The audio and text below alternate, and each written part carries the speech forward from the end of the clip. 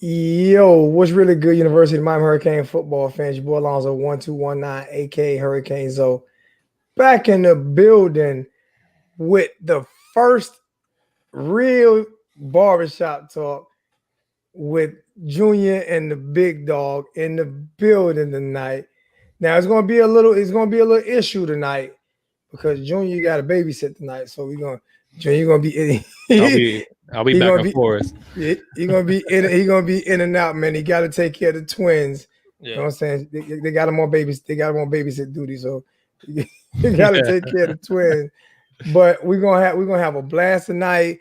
I'm gonna let Big Dog announce what we're gonna do next week because he's so excited about I that. am. So we got some stuff planned to where it's gonna be entertainment for at least, you know what I'm saying, every week, maybe once a week, every week, where you guys can, come in and enjoy different things to where you won't just be, you know what I'm saying, we won't have to be talking about the same thing over and over and over and over again. So, Big Dog, go ahead. Since Junior had to go take care of the kids, go ahead and let them know what's going on next week before we even get into football. Let Yeah, 'em know. we've been talking, and we decided to do a fight companion to get together, and all three of us get on here.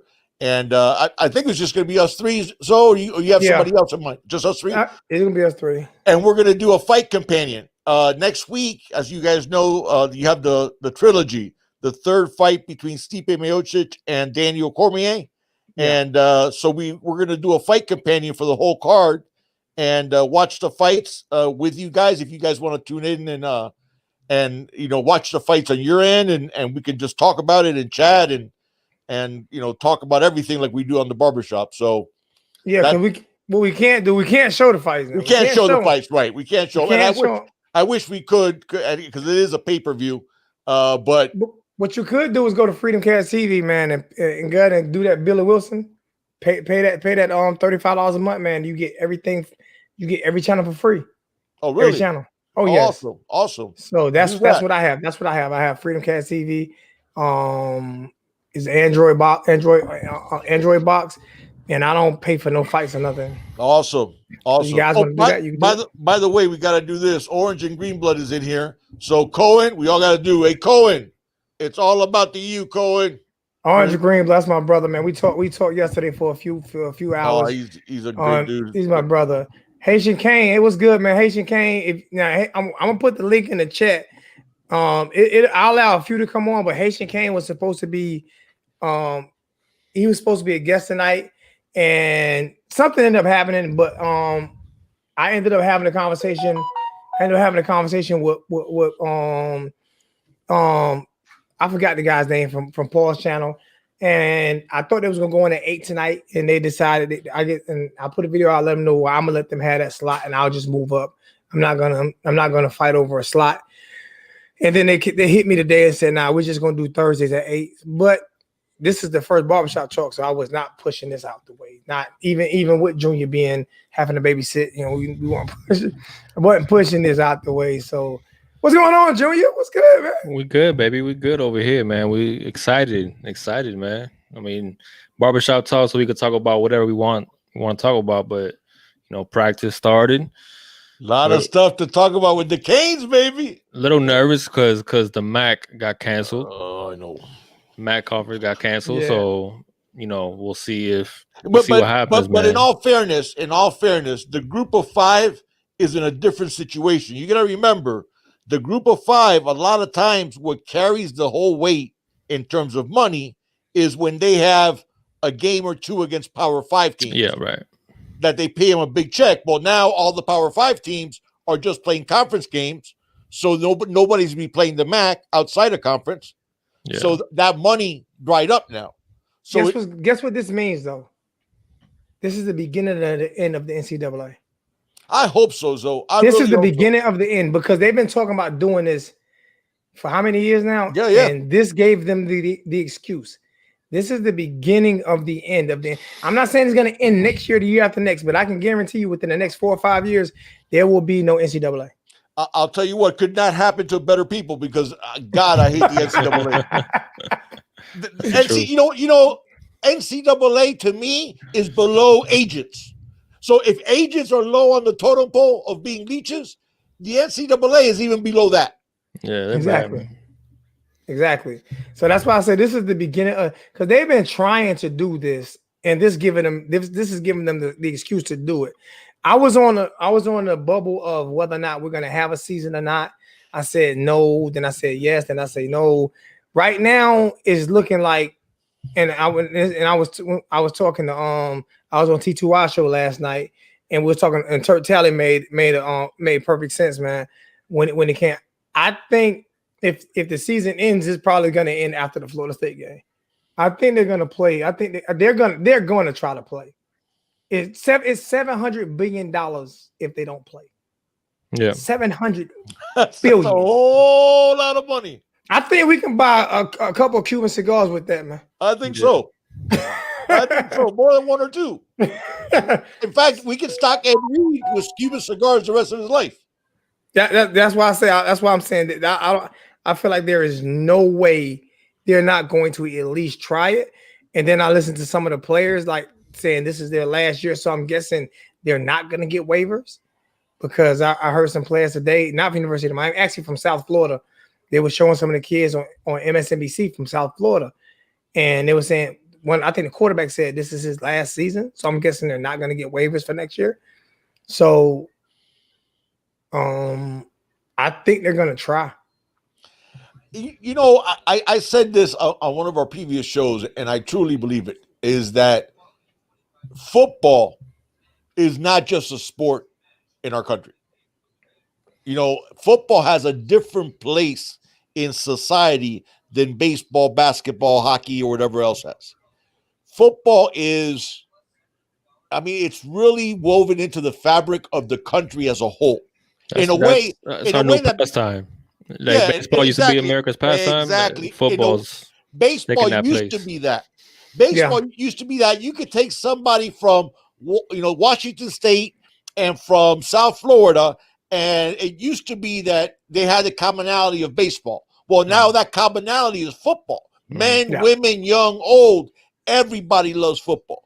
I remember when I first started coming up to Ohio before I decided to move up here, I was at a family reunion, right?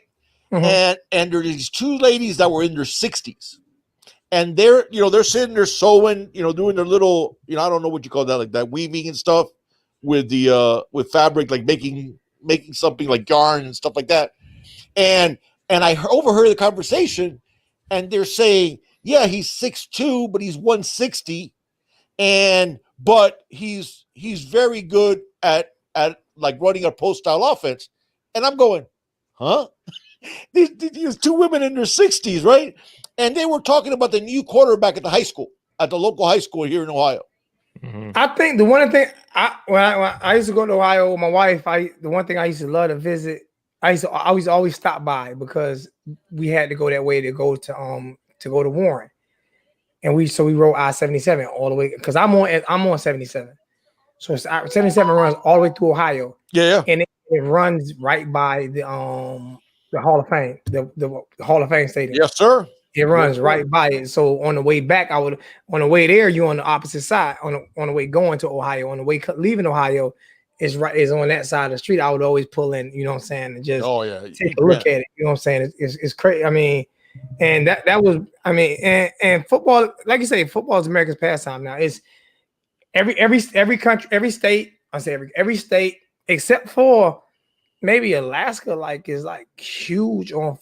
I mean, huge on it. I don't care where you at, and there's so much money involved in it that you have to play it. My thing is, and it has always been, since you're saying we're gonna lose $700 billion, we have to play. Yeah, where's the money going for the kids?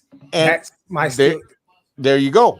Because if they was to go on strike, I used to tell people, if University of South Carolina, and here now Miami could survive it.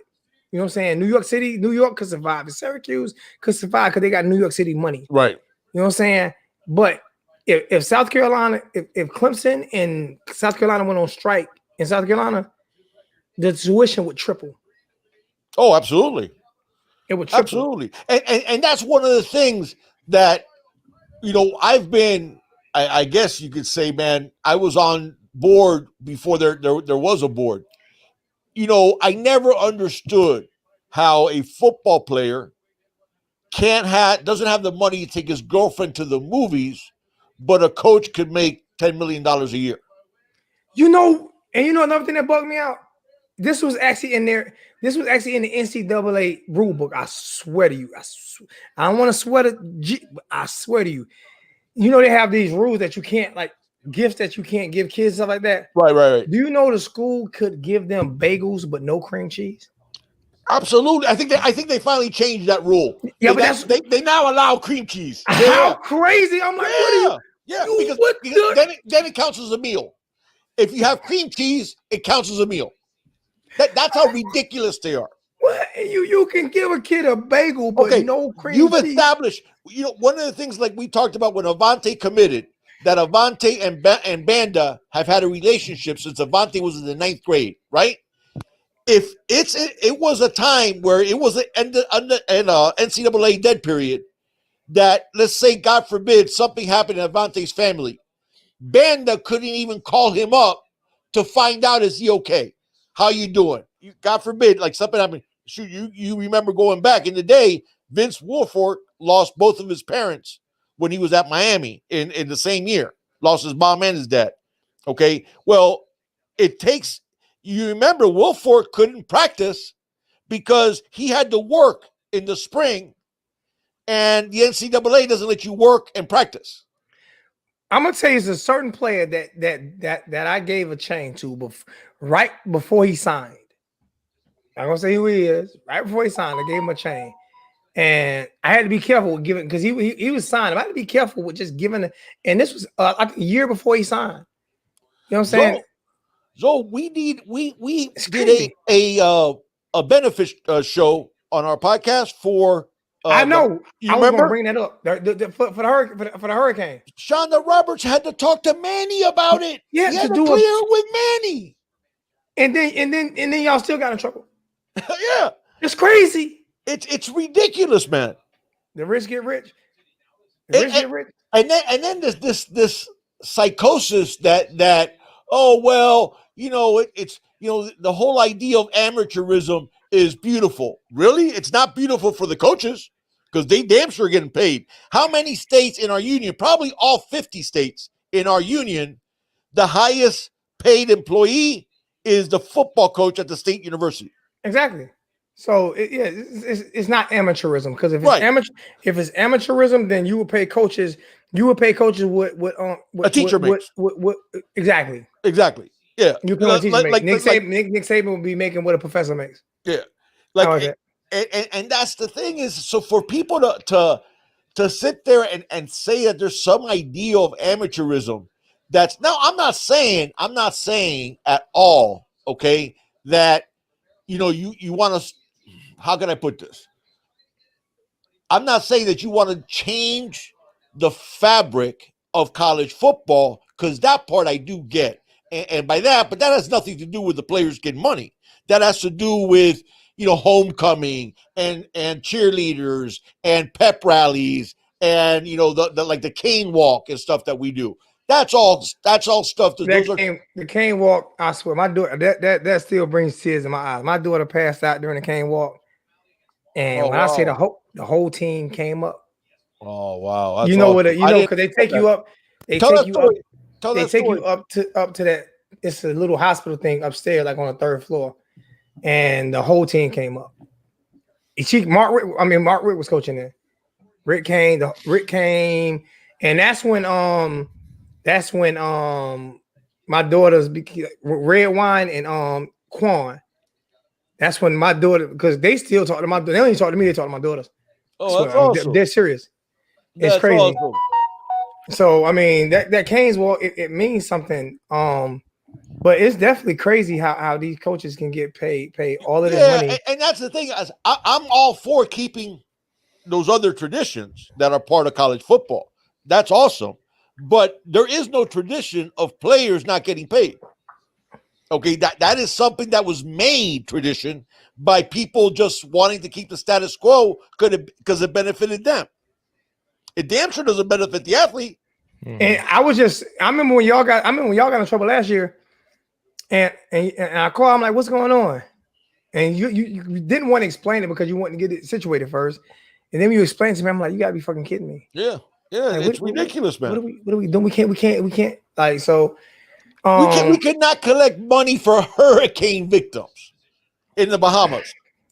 But Red Cross can collect money and you don't know where it went. Exactly. We don't even know. know. Haiti still ain't got none of that money. Yeah, oh, absolutely. That's a great example. That's a fantastic example. Everybody got paid there except Haitians. I say crooks are crooks, man. Like I say, all rich people, you don't get rich by being honest. I look at I'm not trying to get political. I look at Donald Trump. His company got Trump Towers. His son got a $900 million bailout. When that $2 trillion, they got $900 million. The bailout Trump Towers. I got $1,200. And it's supposed to get some more. We'll see what ends up happening. I ain't waiting on it. But the thing is, man, it is like people were saying. I never forget. I had this argument. This was years ago though, and the guy I was talking on the radio, and the guy says something along the lines of, "Well, you got to remember football and basketball." Say hi to Junior, big dog. Say hi to Junior, big dog. Hi there. Junior, this is what it's gonna be like in a few more years for you. Nah, I ain't ready for that, man. It's gonna happen. They're gonna leave you. It's gonna be quick. No. It's gonna happen way too fast. I'm telling you. She's 15 now, and yesterday she was 6. I know. You blink your eye. That's exactly right. You blink your eye, and she's 15. I can see it already, man. It feels like my kid's about to be 7 months already, man, and it feels like they were born yesterday. It's crazy. I swear. And I didn't even know it was almost a year. And I've been talking about sending them a gift, and I'm thinking I'm about to send them a birthday. Yeah, it's crazy. It goes by so. And I'll tell you, and this is the truth. I know it's a cliche, but the older you get, the faster it goes. I bet. Come here. Naomi, come here. Red Wine said the same thing. Listen to this right here. Red Wine said that. Remember when Red Wine told you that? You his twin. Look what Taz said. Oh.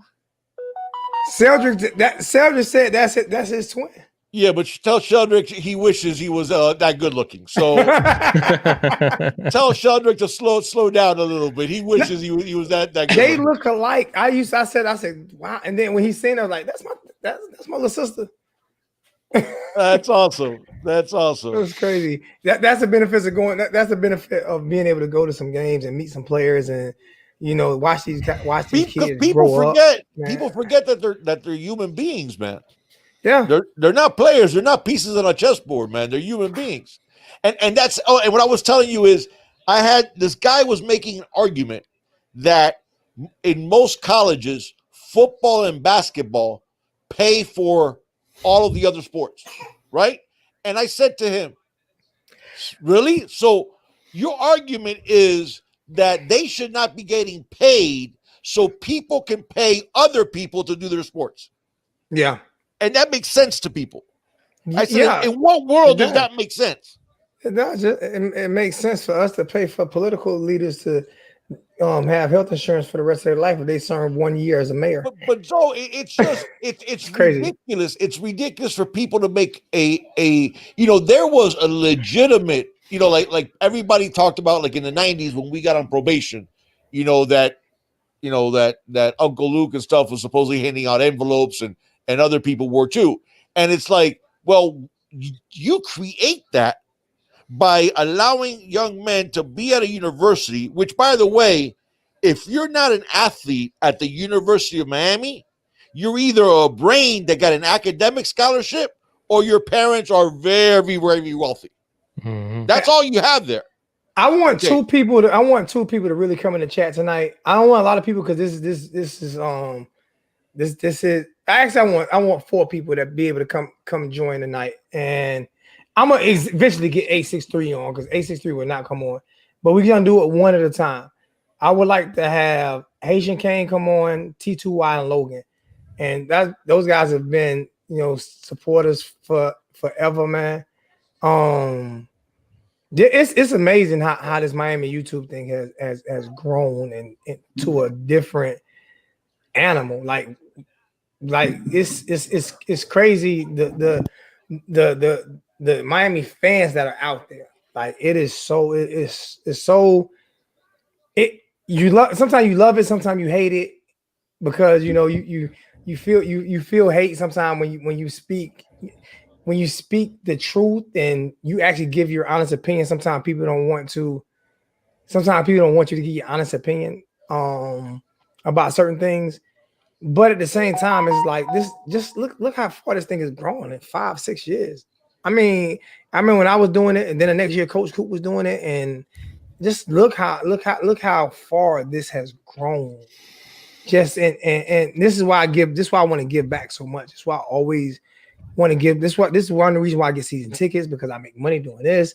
Another reason that I like giving donations and stuff out to people in the channel, because you know, whether I got 20 people in the channel or 500 people in the channel, you know, you taking your time out to listen to me, I appreciate it. And it's this Miami Hurricane thing it shows that if you look at all of the YouTube channels from other football teams, like it shows how powerful the U family, the U nation is, this whole country, how far we stretch. There you go. You're the originator, right? Because when you started doing this, who else was doing it? Nobody was doing lives when I started. Yeah. The reason why I started doing lives was because I worked for ESPN, the radio here, and I got that job just by calling in. I just call into the show. They'd be like, "Man, you got a good voice, man. Plus you talk shit." So you know what I'm saying. The guy by the name I always give my first opportunity. A guy by the name of Shot Doctor Dwayne Everett went to University of South Carolina, and he did a Clemson affiliate station for ESPN, and we talked basketball, baseball, football, we talked everything. And when I had to give that up because of my job, it was kind of conflict with my regular job. I used to always listen to 247, not 247, 940 Wins and WQAM, and I'm sitting there like, people want to call in, they wouldn't take calls, they'll cut calls short. So I said, you know what? I'm going to do a show where Miami fans can actually call. And that's why I just hold my phone up to the mic.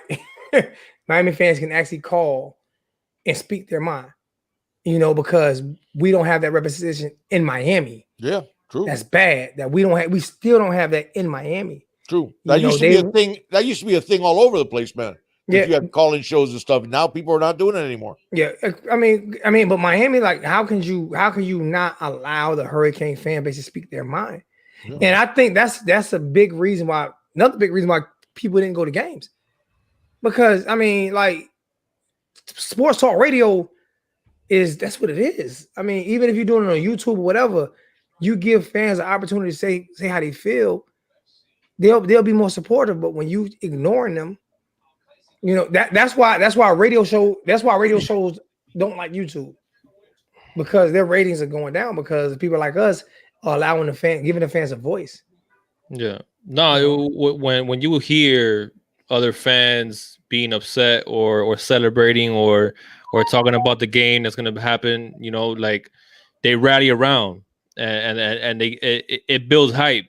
You know what I'm saying, for the fan base when those radio stations do that, and when they give a platform to ordinary fans to speak their minds, man, and then they just stop doing it. And frankly, they don't really cover 790, 560. I mean, whatever. I mean, they might have a few segments about the Hurricanes, but then that's it. You know what I'm saying? They'll interview Manny or whatever, and then but that's it, man. Then they'll go to the NFL. They'll go to, you know, to whatever else it is, but talking like Miami Hurricanes football and taking a deep dive into it's not happening no more, man. And it bugs me out because people say I get in arguments with a lot of people. I don't get in arguments with a lot of people, a lot of YouTubers. I respect everyone's time, and we've all done, like, you know what I'm saying. I respect everyone's time. Hey, I'm trying to figure out who this is. I'm trying to figure who these two are. I don't see a picture, so I'm not gonna let you know if I don't know who you are. Like I said, I want Haitian. I want Haitian Kane right now The two I want right now, the main two I want right now is Haitian Kane and T2Y, but I want one at a time. I want one at a time. If Haitian Kane and T2Y don't want to come on, let me know right now. T2Y says he's fishing right now, so I don't know. Hey, AJS, give me a second. Give me a second. Come back in a second. Give me a second. I'm trying to get Haitian Kane. Hey, Hurricane Logan, give me a second. I'm trying to get Haitian Kane on real quick. Like, so call back in a few minutes. I'm trying to get Haitian Kane on because he was supposed to do the show tonight anyway. But I get a lot of people that get like, you a hater on everybody, you this, you that. I'm trying to figure out. No, I'm not. First of all, I defend people, but I respect times. I'm never gonna come on when somebody else is on. Right. I'm never gonna do that. But it's nothing wrong with competition. It's not. We shouldn't be competing against each other. We shouldn't be competing against each other, and that's my whole thing. There you go. Hey, what's up, big dog? What do you say? Hey man, you out there dancing? I was on the phone with JD while you out there dancing. Yeah, man. I was on the phone. It broke my phone up. JD like, hey, you need to show up. I'm like, JD, I gotta go to work. He's like, hey, you gotta show up. You gotta make it up to me. I promised JD I was gonna show up. I'm gonna have to make it up for JD. Yeah, I'm on the phone with JD, and JD said, look who's dancing. I thought he had a job. Oh yeah. That's telling me I was over my hours, so I had to stay home. I say no more.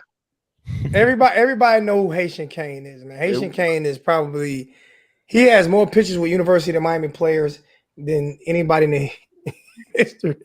I'm up there with JD and Derrick D Cole. What's name talked about all three of y'all last night too. I talked to Sparta last night. I talked to Sparta last night, and I think Sparta wants to talk to you, big dog, because you and Sparta about the same age. Sparta I'm trying to get us some masks made, so you know what I'm saying. Sparta said he's gonna make a couple masks, man. So see if we can get the mask made. You know what I'm saying? That's awesome. Sparta, good dude, man. But what's good with you, big homie? What's going on? How was it down at the tailgate thing today, man? It looked like y'all had a ball.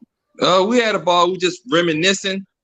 We talking about like how the situation is right now. Like these students, athletes, we probably what they doing. They're not doing nothing stupid. They listen to the coaches. And besides that, we saw a couple of fans that swing by. They looked at us. They started honking their car. Even officers swinging by, putting up the U. I'm like, oh, okay. We got some diehard Canes fans up in here. That's nice. I'm not doing nothing else with JD though, because last time I did something with JD, we was at the same spot where y'all was at, up under the bridge. And I think JD gave me about 220 shots of apple crown. And yes. Well said. Crown apple with Sprite. Mix it up. With Sprite. I was like, I can't take it no more, JD. Stop it. I didn't drink.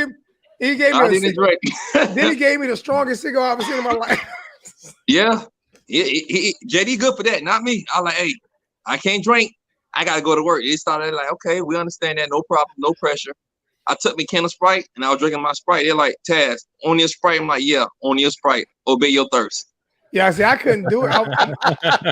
I'm on vacation, so I couldn't do it. I couldn't do it because I'm on vacation.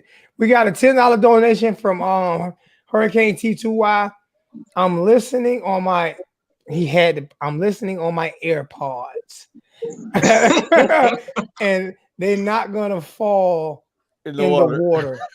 Yeah, you better not. Yeah, you better not. Is he catching anything? That's the important thing. Is he fishing? Is he catching anything? He's listening. If you had the Galaxy Buds, you wouldn't have to worry about them falling out, man. That's facts. I got those. Yeah, they don't fall out, bro. Yeah, you could run, you could jog, man. Those buds ain't going nowhere. They go further in. You got to pull them out somewhere. Yeah. So you ain't got to worry about that, man. Hell, got a $14 donation from I might lose one. Football verse show Kane. Appreciate that with a $15 donation, my brother. Thank you so much. Thank you, man. That's awesome. This is what barbershop talk is, man. We're not gonna go into a whole bunch of breaking down and in-depth stuff, man. We're gonna talk about football and what it's like to be a Canes fan. This is a show for what's your experiences on what is like? You can talk about players, but what is your experience as a fan? I was talking to that guy last night that I won't mention his name ever again in my life, but I said my biggest experience as a Hurricane fan is 2001, going to the last national championship with my grandfather. We won that one. Oh, you talking about Georgia dude? I got you. Yeah. Oh, tell me what happened. I want him. I want that fade. I want to catch a fade. Yeah, he told me what was he said female dog to your lovely mama that's up in heaven right now. T2I told me that. I was like, whoa, okay, nah. Yeah, when I catch him, he gonna wish I'm gonna put him on a leash. But my favorite moment, and I think that's why he got upset with me, because I said my favorite moment as a Hurricane was being able to spend that time with my grandfather, who passed away. That was the last game we went to together, and we won the national championship in Pasadena, California, in 2000. So, and he a Georgia fan. I said, I'm 44. How old are you? He said, I'm 26. You don't have those memories. You'll never. Well, y'all lost to Duke. I said, but you'll never have those type of memories. And he got mad. I mean, you can't. Facts. Like, see, so that's what people that are not sports fans don't understand. That a lot of the times our greatest memories of that are things that we shared with loved ones that will always be there. There, Junior and I, when we watched Game 6 of the Heat, when the Heat won their first championship against Dallas, we were in a hotel room. I'm a Knicks fan, so I'm sighing right now. But we were in Ohio, and we were in a hotel room, and when we won, not only when we won, we hugged, jumped up and down, and all that. When Alonzo Mourning got up to talk after the game, the series was over, he had Junior and I were both sitting in the hotel room in tears, man, because he started going back about all he went through with his kidney, when he lost the kidney and all these different things that he went through. And, we were like speechless, but getting to share that father and son, that's a moment that when I'm on my deathbed, I'm going to remember. Yeah. What about you, Haitian Kane? What's one of your biggest moments, man? My biggest moment is not a championship game. It happened 2 years ago when we was trailing to FSU, 20-7, and we came back. We beat them. After the game, Mike Pinkney saw my daughter, which I call baby 56. Let me hold baby you. Your whole baby you was going around with my daughter. They was taking pictures. Oh, awesome. And what's your biggest moment, Junior? Strictly Hurricanes. Yeah, the Kings fan. You gotta have one. Man. Well, it goes. I think it goes back to what my dad was talking about. I think because I was thinking about Notre Dame and how we put the smackdown on them. But yes, sir. I think it was finally breaking that streak, man. When you know what I'm saying, when Langham caught that touchdown, and being up there in Tally, and I think it was special for me because my dad was here, so we actually watched that game together, man. And then when we jumping up and down, hugging, and we're like, watch, they're gonna screw us on this review, man. They're gonna screw us, man. We're in Tally, you know what I'm saying? And then when he just came through and he was like, touchdown, yo! Oh my God, I don't think I've ever hugged Big Dog so hard in my life. But it was special because me and the Big Dog don't see each other that often, you know what I'm saying? Yeah. And the fact that we finally broke the streak and we did it up there in their house. And that was like I'm sitting there. I turned the game off and turned it back on. I was so pissed off. I was like, man, what's going on? Oh, it was frustrating. That game I was so frustrating. I think my second biggest moment is almost like my first biggest moment, and it's like what you just said, not a championship game with what you two guys, what you guys just said, Haitian Kane and Junior. I might put my glass on for this one because I don't want to tear up. I'm just being honest with you. I'm just being straight up honest with you. So I'm dead serious. I'm gonna put my glass on because I know for a fact every time I tell this story, I almost tear up. So y'all ain't about to see me cry today. It ain't gonna happen. So my second biggest moment is when, like I told you guys, my daughter my wife was like, something wrong with Tatiana, something wrong with Tatiana. I'm like, what you talking about? What you talking about? And it was real hot. I forgot who we were playing, but it was real hot. And it was the first year they put it was the first year we had the canopy over the stadium. And during the Canes walk, she passed out. I mean, just passed out. And I'm sitting here like, I'm going bananas. Like, she's not responsive. I am dying. And I never forget, I'm not going to say his name, but I was there with somebody. And when she passed out, he paid no attention and walked away. And I wanted to kill him. But the ambulance comes and they take her up to the third floor. And the first two players that got there was Steldrick and Quan. Were the first two players that got there. So that was their sophomore year, right, Joe? I think somewhere like that. Sophomore year. Okay, sophomore year. Because Mark Rick year, sophomore year. Yep. It was Mark Rick's last year, I think, there. It was either his last year or I can't remember his first or last year. It might have been his first year. I don't remember. Yeah, they sophomore year then. They sophomore year. Okay, yeah. But they both came up. Those were the first two that came because they seen her pass out. So they got out of the Canes walk and came up, and then a whole bunch of other players came up before they went and warm up.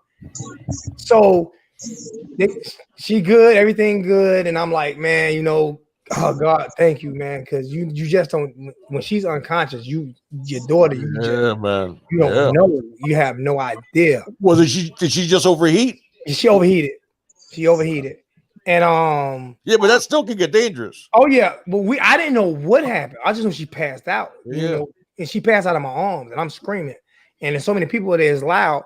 And then that's when Quan and Cedric stopped and was like, help, you know. And I'm like, okay. And then they got there. So we get to the stadium and we start to get the game starting to play. And it's like the second quarter. And you know Miami rain, but this was a hailstorm. I mean, this was a monsoon came down. And my wife and my younger daughter was not about to get their hair wet. So they ran and got, because we was on a lower level and they hadn't had the plastic part over the top of the canopy yet. You remember that year they played without that one plastic part that they didn't put up on the visitor side? So we was on that side, so the rain was just hit, and it's coming off the canopy and hitting harder. My daughter took her hat off, and she has locks, and she just started shaking her hair. And I'm sitting there like, I almost lost my baby today. Oh, well, yeah. Man. And I'm like, that's it. Yeah. When you can have memories like that, I tell people, spend time with your kids, go to games. If you don't have nothing to do in Miami, right? And people say how expensive it is to live in Miami. I mean, how much it is to do to go do in Miami. I lived in Miami. Miami is boring as fuck. Okay. If you live there every day, it is not a lot to do. Everybody's not going to South Beach every day. You barbecuing in your backyard or on a Saturday, or you're not really doing too much. So those times that you miss with your kids, with your family, during football, these will be the biggest memories that you will regret in your life. And Scar Dog, let me explain something to you. Since you left that's why I left that up in the chat. 40 years, bro. You're not even 40, so you can't talk to me. We don't talk about Georgia. Georgia talks about us. Facts. We don't mention Georgia. Uncle Lou mentions Miami. Every other YouTuber mentions Miami. We the only school with 230 for 30s with 2 hours long. We the only school with 230 for 30. So we don't have to talk about Georgia, because I'll talk more about Clemson, Florida State, somebody who's actually won something. Alabama, LSU. I don't have to talk about Georgia because y'all can't even beat Tennessee, Vanderbilt. Missouri won y'all conference back to back 2 years in a row. I don't have to. In their first 2 years in that SEC East, so I don't have to talk about Georgia. Georgia stinks. 40 years of losing. They are the best losers. They are the number one losers in the nation. Them and the Buffalo Bills. So I don't have to talk about Georgia. Wow, NFL. You talk about Georgia. You talk about Georgia. I'm bringing Hurricane Logan. He's been waiting for a minute. You talk about Georgia. I don't have to talk about Georgia. Black people wanted their 40 acres and a mule. Georgia fans want their 40 years in a ring. Wow. And I'm going to say something, and I know this is not going to be popular with non-UM people, but I don't care. UM, when we have been at the top, we dominated in a way that's different from anybody else in the history of college football. Facts. In that we change culture. Nobody else did that with a football team. You could say they did that with desegregation. Okay, like Alabama, the famous Alabama USC game. Those things were important, but in terms of changing pop culture, the way Miami did, no team in college football history ever approached that. And still can't. No team in college football history dominated Saturdays and Sundays the way Miami did. Miami still dominates because everybody's still talking about that. You was the most famous logo in college football. We went through something like 26 consecutive first-round draft picks that at least made a Pro Bowl.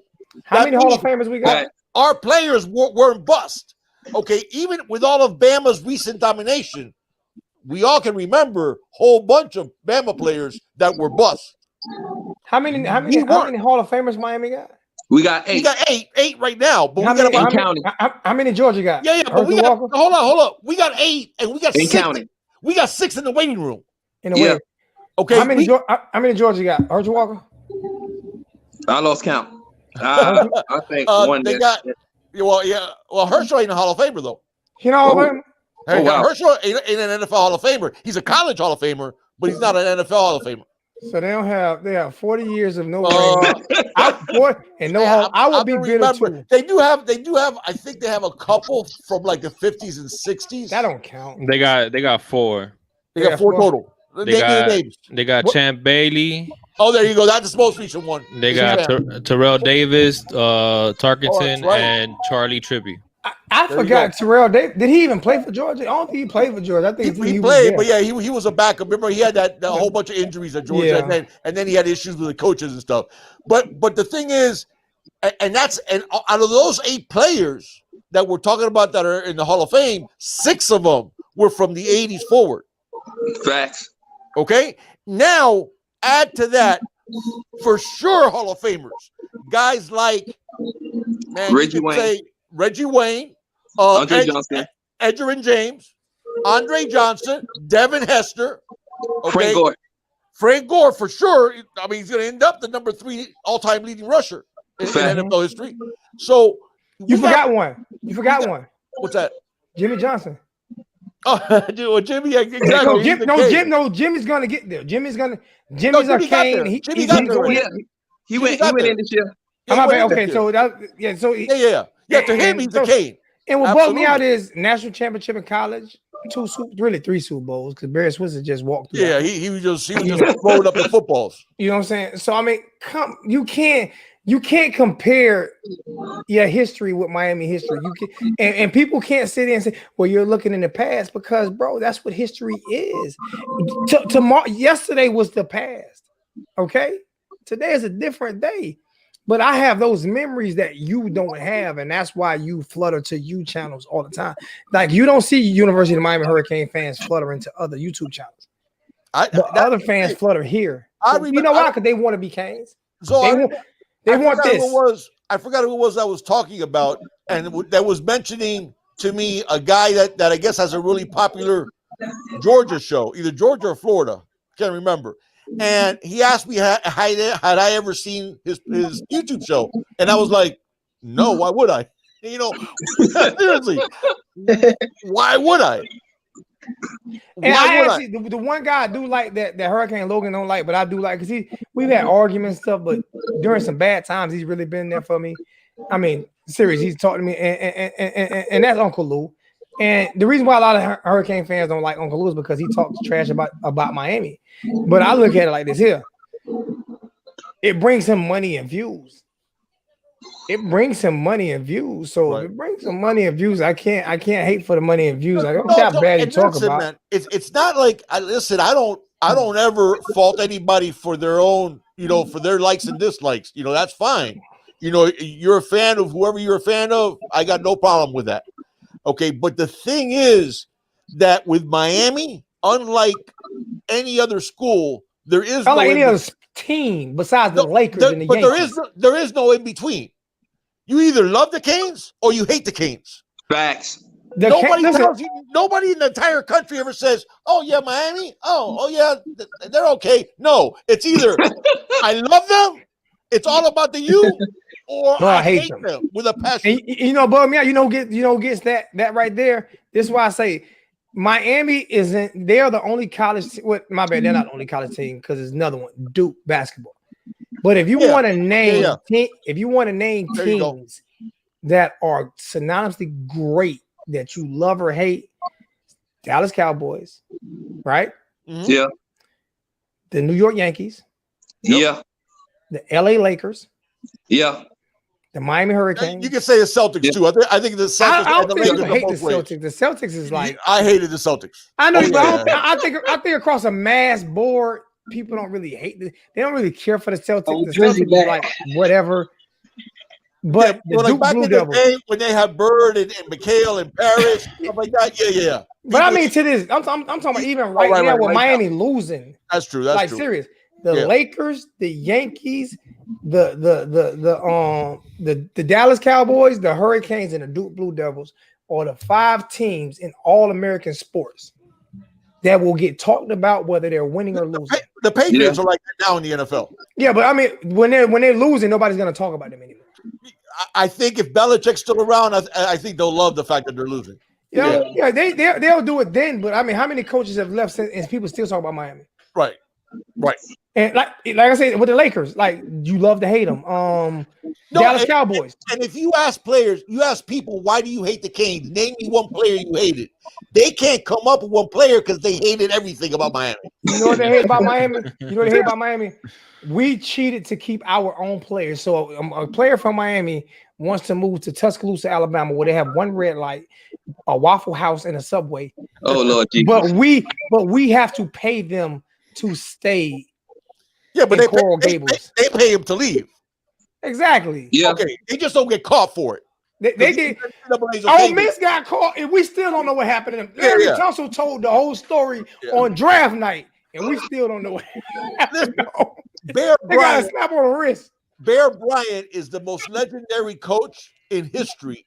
Read up on all the things that Bear Bryant did. I know what he said. Alabama, okay, and they never got busted for it. I know what he said. And it was out against USC. I know what he said when they played against USC. What's that? When that black running back got that 92-yard touchdown run, Sam Cunningham, and he ran past Bear Bryant, and Bear Bryant said, "I got to get me one of those." and I think what I've read up on Bear Bryant is he did that on purpose. He wanted to play against USC to help him integrate Alabama because he figured if they were going to get their hats handed to them by USC, and then the fans were going to go, "Yeah, okay, we can't beat them, let's join them," type of thing. So what's going on? What's going on, Logan? You've been patiently. I'm good. I'm just listening. What's up? It's good to be seeing y'all. Logan, every time you come into the chat, man, I appreciate your service. Yeah, you know absolutely. what I'm saying? Hey, one thing I did want to say, if you don't mind, when y'all were talking about like some of the greatest moments, I have been like really blessed with like, as y'all know, I can only come home once a year. When we had the 8 lateral win against Duke, I was home with my pops watching the game. Oh man, that's awesome. Yeah, when we had the game winner against Florida State with Langham, I was home. When we had, I don't remember, I think it was 2009. That was a long time ago, actually. Never mind. But when that dude from Florida State dropped the ball in the end zone and we won, I thought we had lost. 2009. And like, yeah, I've just been home on great moments. But then game-wise, it was probably the West Virginia game. The West Virginia game was a blast. I was drunk as hell. And you talking about the Rose Bowl game? Nah, the West Virginia game and Russell Athletic in Orlando. Okay, gotcha. Yeah, we went into that game, and I just remember the biggest thing I remember obviously was screaming the whole damn game. Like I had no voice probably halfway through, but at the end when Brad Kyer got his trophy and stuff, I started screaming one more year, and like the whole stadium just starts screaming it, and we're chanting it, and obviously it didn't happen, but I mean that was just awesome. I got a lot of good memories, man. My First one. I mean, I have a lot of. You could only pick one, big dog, because I know you have a lot. Yeah. I was about to say if we could do a 3-hour show Because Big it's not Dog's fair. greatest- It's of not Big fair. Dog's We all had greatest to pretty hurricane much. moments. I know. We all had to pick one, big dog. You got uno. I'll pick one. He does not have one. We in the show 50 minutes. There's no way. I'm willing to bet $100. Big Dog is not just going to give us. No, I'll give you one. I will give you one. And then one a little bit later. Our first national championship. Again, remember where I come from, right? In the 70s, we were horrible, right? So I was a Canes fan, and like my friends couldn't even talk about the Canes around me because it'd be fighting words, no matter what they said negative about the Canes, and we got beat by everybody, right? So we get good. In the early 80s, we beat Jim Kelly, leads us against number 1 Penn State. That first national championship, because people forget about this now, but that first national championship, people are already crowning Nebraska as the greatest college football team in history. Almost every one of their offensive linemen were All-American, right? So they were averaging 50 points a game back in 1983. So we were given no chance to beat Nebraska. Forget about beating Nebraska. We were given a chance to even make it a game, right? So not only did we make a game, we really dominated that game. Even though we only won by 1 point, they had to resort to like trick plays to try to score. The fumble Ruski that they did in the Orange Bowl that year. Yeah. So when Ken Calhoun batted down the 2-point conversion, right? That was it. Our first national championship, we recovered the onside kick and it was over. When he did that, I jumped up and I broke. I almost had like big glasses to drink water in, and I broke that glass. I jumped up and landed on the glass and broke it. Right. Ooh. After it was over, at like 1 a.m, I sat on my couch for like an hour and a half. No TV, no radio, nothing else going on. And man, it was weird. It was like just like a relief of tension, of pleasure, of just happiness, of joy. And man, I just sat on my couch, smoking cigarettes, drinking water, and just looking out and just keep saying it to myself. We're the national champions. We won a national championship. You think I know it might not come close, big dog, but do you think, if we win a natty in the next few years, that you will get something similar? Yeah, I think it'd be big. I'm gonna answer the question for it. I think it'd be bigger for him. Well, I don't know about bigger. I'm gonna say why I think it'd be bigger. I'm gonna say why I think bigger because it's been so long. Not because of that. No. If he's with you, and this is me. If he's with you at the national championship game, and his grandbabies are there. Fact. That's it. Yeah, absolutely. That's it. That is true. Yeah. Shut me up there. That's it. If he with you and them grandbabies are there, that's it. Yeah. The thing that Big dog is going to have tears coming all down the side of that great Hey, we're gonna have to dry each other's like. No cry, man. I'm gonna be crying with y'all on chat. I'm gonna lose 5 pounds in water weight just from the tears. Yeah. Okay, I'm telling you, if he went with those grandbabies and absolutely, his son and those grandbabiys, there is going to be. In '83, I didn't think. Because in the 70s, you have to remember how bad we were, and we had never been good.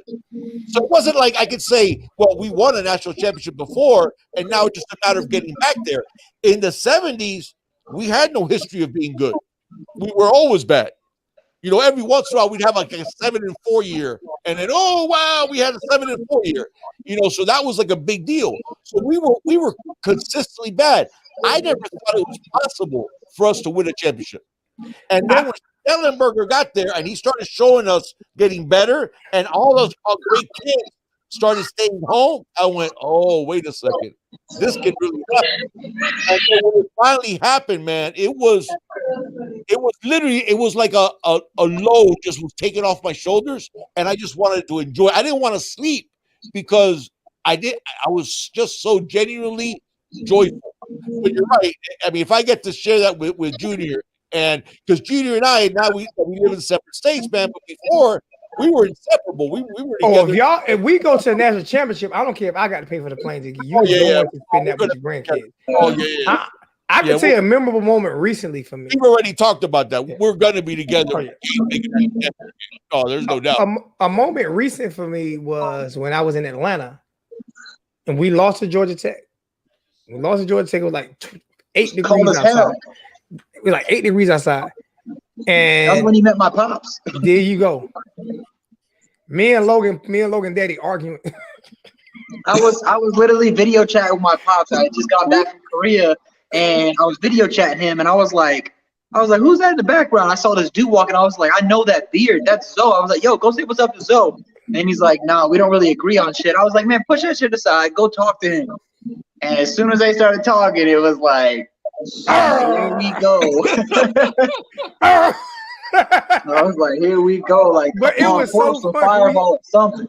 We hugged at the end, man. It was so fun. He fed me. I got it was like it's stuff like that's why I love doing this. You go to when you go places and people, people respect the people that respect what you do. I tell you, I get a lot of hate because I'm so freaking passionate that I get a lot of hate from a lot of the Hurricane fan base, and it kind of bothers me sometimes because I'm like, I tell people, man, you don't have to watch me, just don't hate me, because there is nothing I've ever done to disrespect another YouTuber. Period. I do my best to help. I've been burnt. I do my best to help everybody out. I don't care if you succeed higher than me. That doesn't my job as a welder, not a YouTuber. That's my job. I do this because I love the University of Miami. Now, don't get me wrong. I do a lot of giveaways. So yes, I do. I accept donations and this and that because the only way I can afford to do these giveaways and stuff like that, like these shoes right here that just came in today, that'll be given away. PayPal, by the way. You know what I'm saying? It costs money. It costs money to do. And I'm going to get the U printed. I'm going to get somebody to airbrush the U on these. And I found your size. I got these in your size, Hurricane. Hey, I got these 14. I found them in a 14. Zo, why you had to put me in a spotlight for Zo? I found them in a. Hey, we about to get a little nasty in the chat real quick. Like, so y'all, you got kids in the chat. If you got kids in the chat, mute them for a second. I already said, and I've already told Haitian Hurricane. I've already told him. If I'm with a girl, don't speak to me at the game. Wait till she walks away. You're 6'3", slim, and you wear size 14. Ooh, papa. I'm 5'9", chubby, and wear 9.5. Stay your ass away from me and whatever.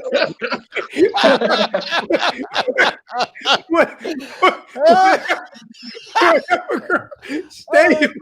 Go somewhere. Speak to me later. Don't say a word to me. Hey, just do this right here. Just do this. So you broke me up on that, man. Don't because I do not want her looking. Oh my God! I can see her looking at me and then looking at my feet. Hey, I just want to say for the record, I wear a size 13, and even though I'm only 6'1". I just want to say that for the record. See, y'all got Hey, I was gonna say keep Junior away from me because him with the headphones, he looks like Drake. I don't care what nobody says. Oh my God! He looks like Drizzy in the studio wearing a Miami Hurricane hat right now. He looks exactly like Drake. Thank you. Keep that man away from me at the game. I need him with me. Fact. I'm Drake's bodyguard. Hey, this Drake. I need people around me so they can really think I'm Drake. Exactly. hey, hold back up. Back. Yeah. We'll be wearing black suits. We got you. You guys gotta have the shades on and everything. Yeah, we gonna they got a little bit. Well, and here's the thing. You have a very nice car, but Drake ain't pulling up to no place in a Ford Taurus. No, we rent something. I love my Ford Taurus. It's a nice car. You have a really nice Ford Taurus. Because he has that. At least you got a Ford, man. No, he got that Junior, sporty, that sporty version. There you go. Miss Junior, we're only using your husband to get girls. That's the only he's not going to be involved. We're only using him to get girls. We're going to send him back home. We're going to. Wow. Hey, we had one of the comments on one of our first podcast was that we were doing a show with Drake and Santa Claus.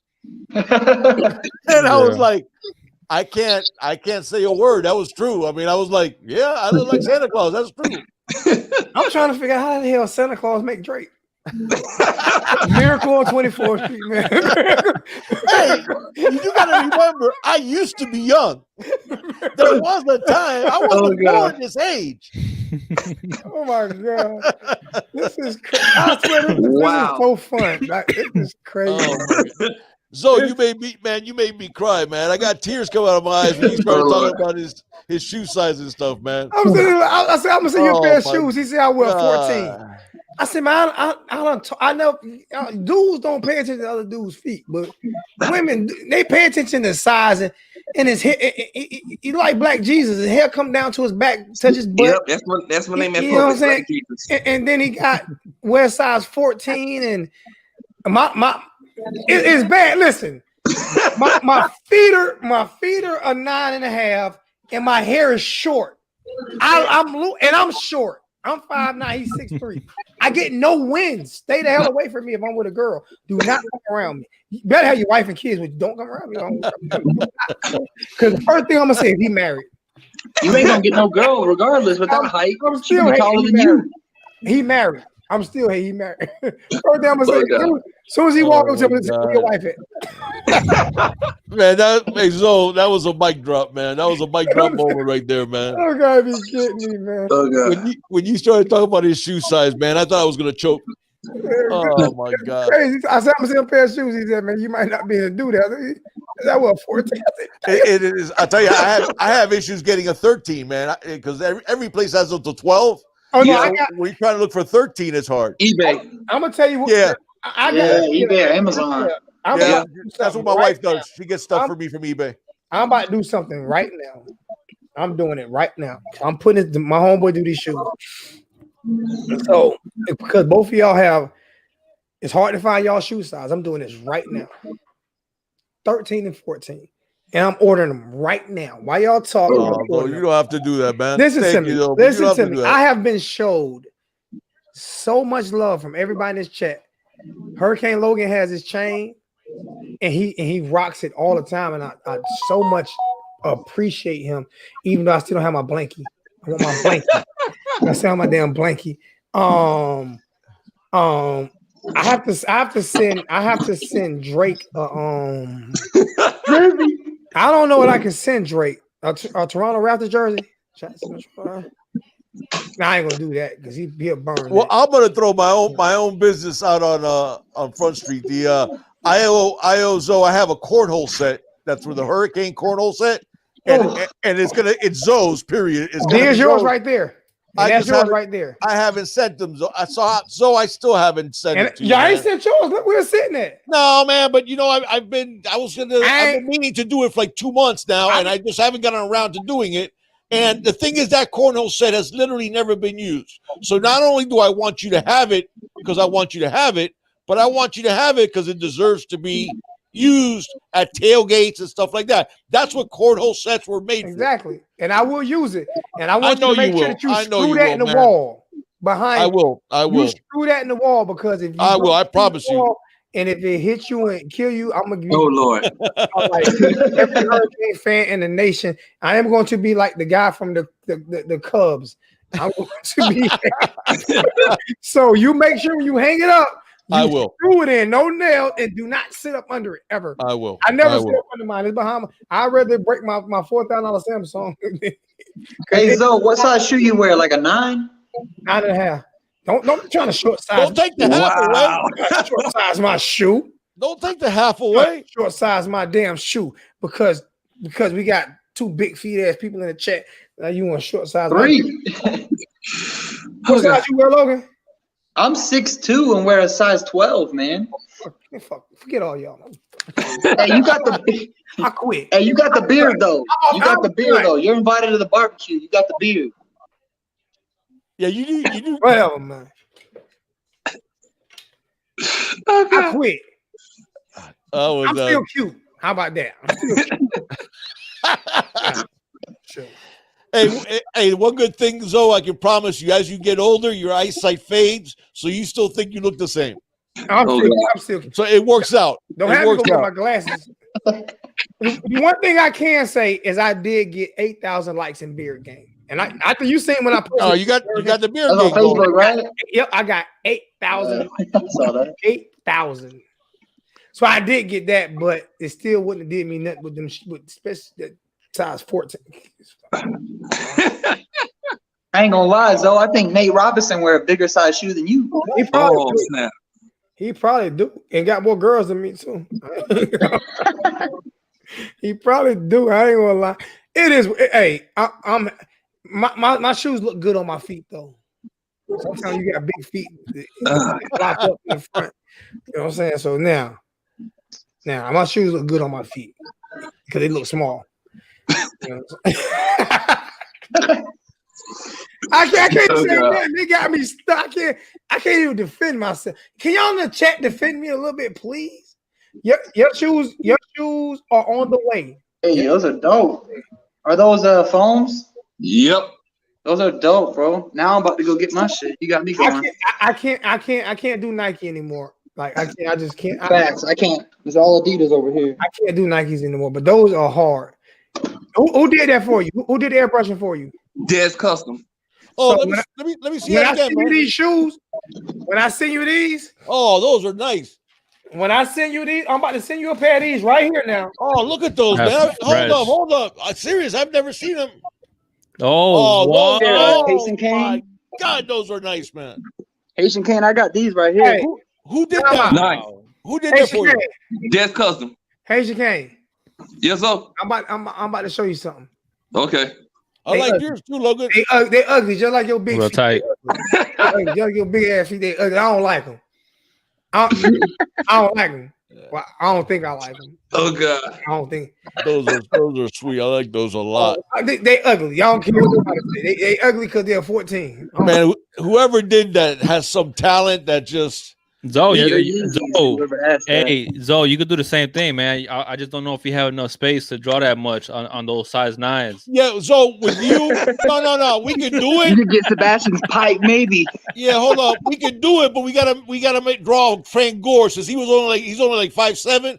We gotta drink Frank Gore on your shoe instead. But Frank Gore at like Wow. his 11th birthday party when he was like little. What is happening? What is going on? That's funny. What happened to my life, man?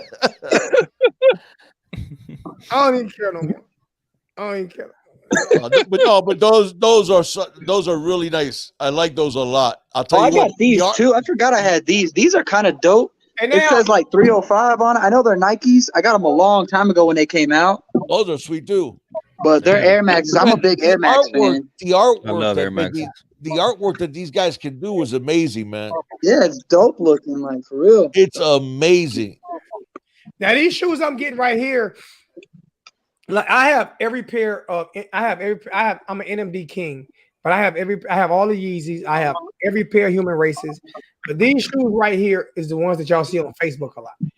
And these are probably the most comfortable shoes. I got these by and I'm pretty sure everybody see these on Facebook. I got these came in last week. Okay. And yeah, I'm gonna show my shoe because it don't look as big, you know what I'm saying? So it actually fit in the camera. And maybe a couple more pairs. All right, now these are the ones that y'all seen on Facebook, and they are the most comfortable shoes. And there's a young man that makes these shoes, and I talked to him, and I bought like 5 pairs. And he sent me some, so I'm buying them and I'm sending them out because I want people to understand how comfortable. Plus, he's an individual.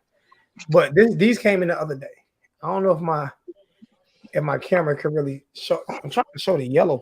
There you go. Oh, there we go. Dope. All right, these came in the other day. The most comfortable shoe I ever wore in my life, I swear to you. Yeah. I honestly swear to you.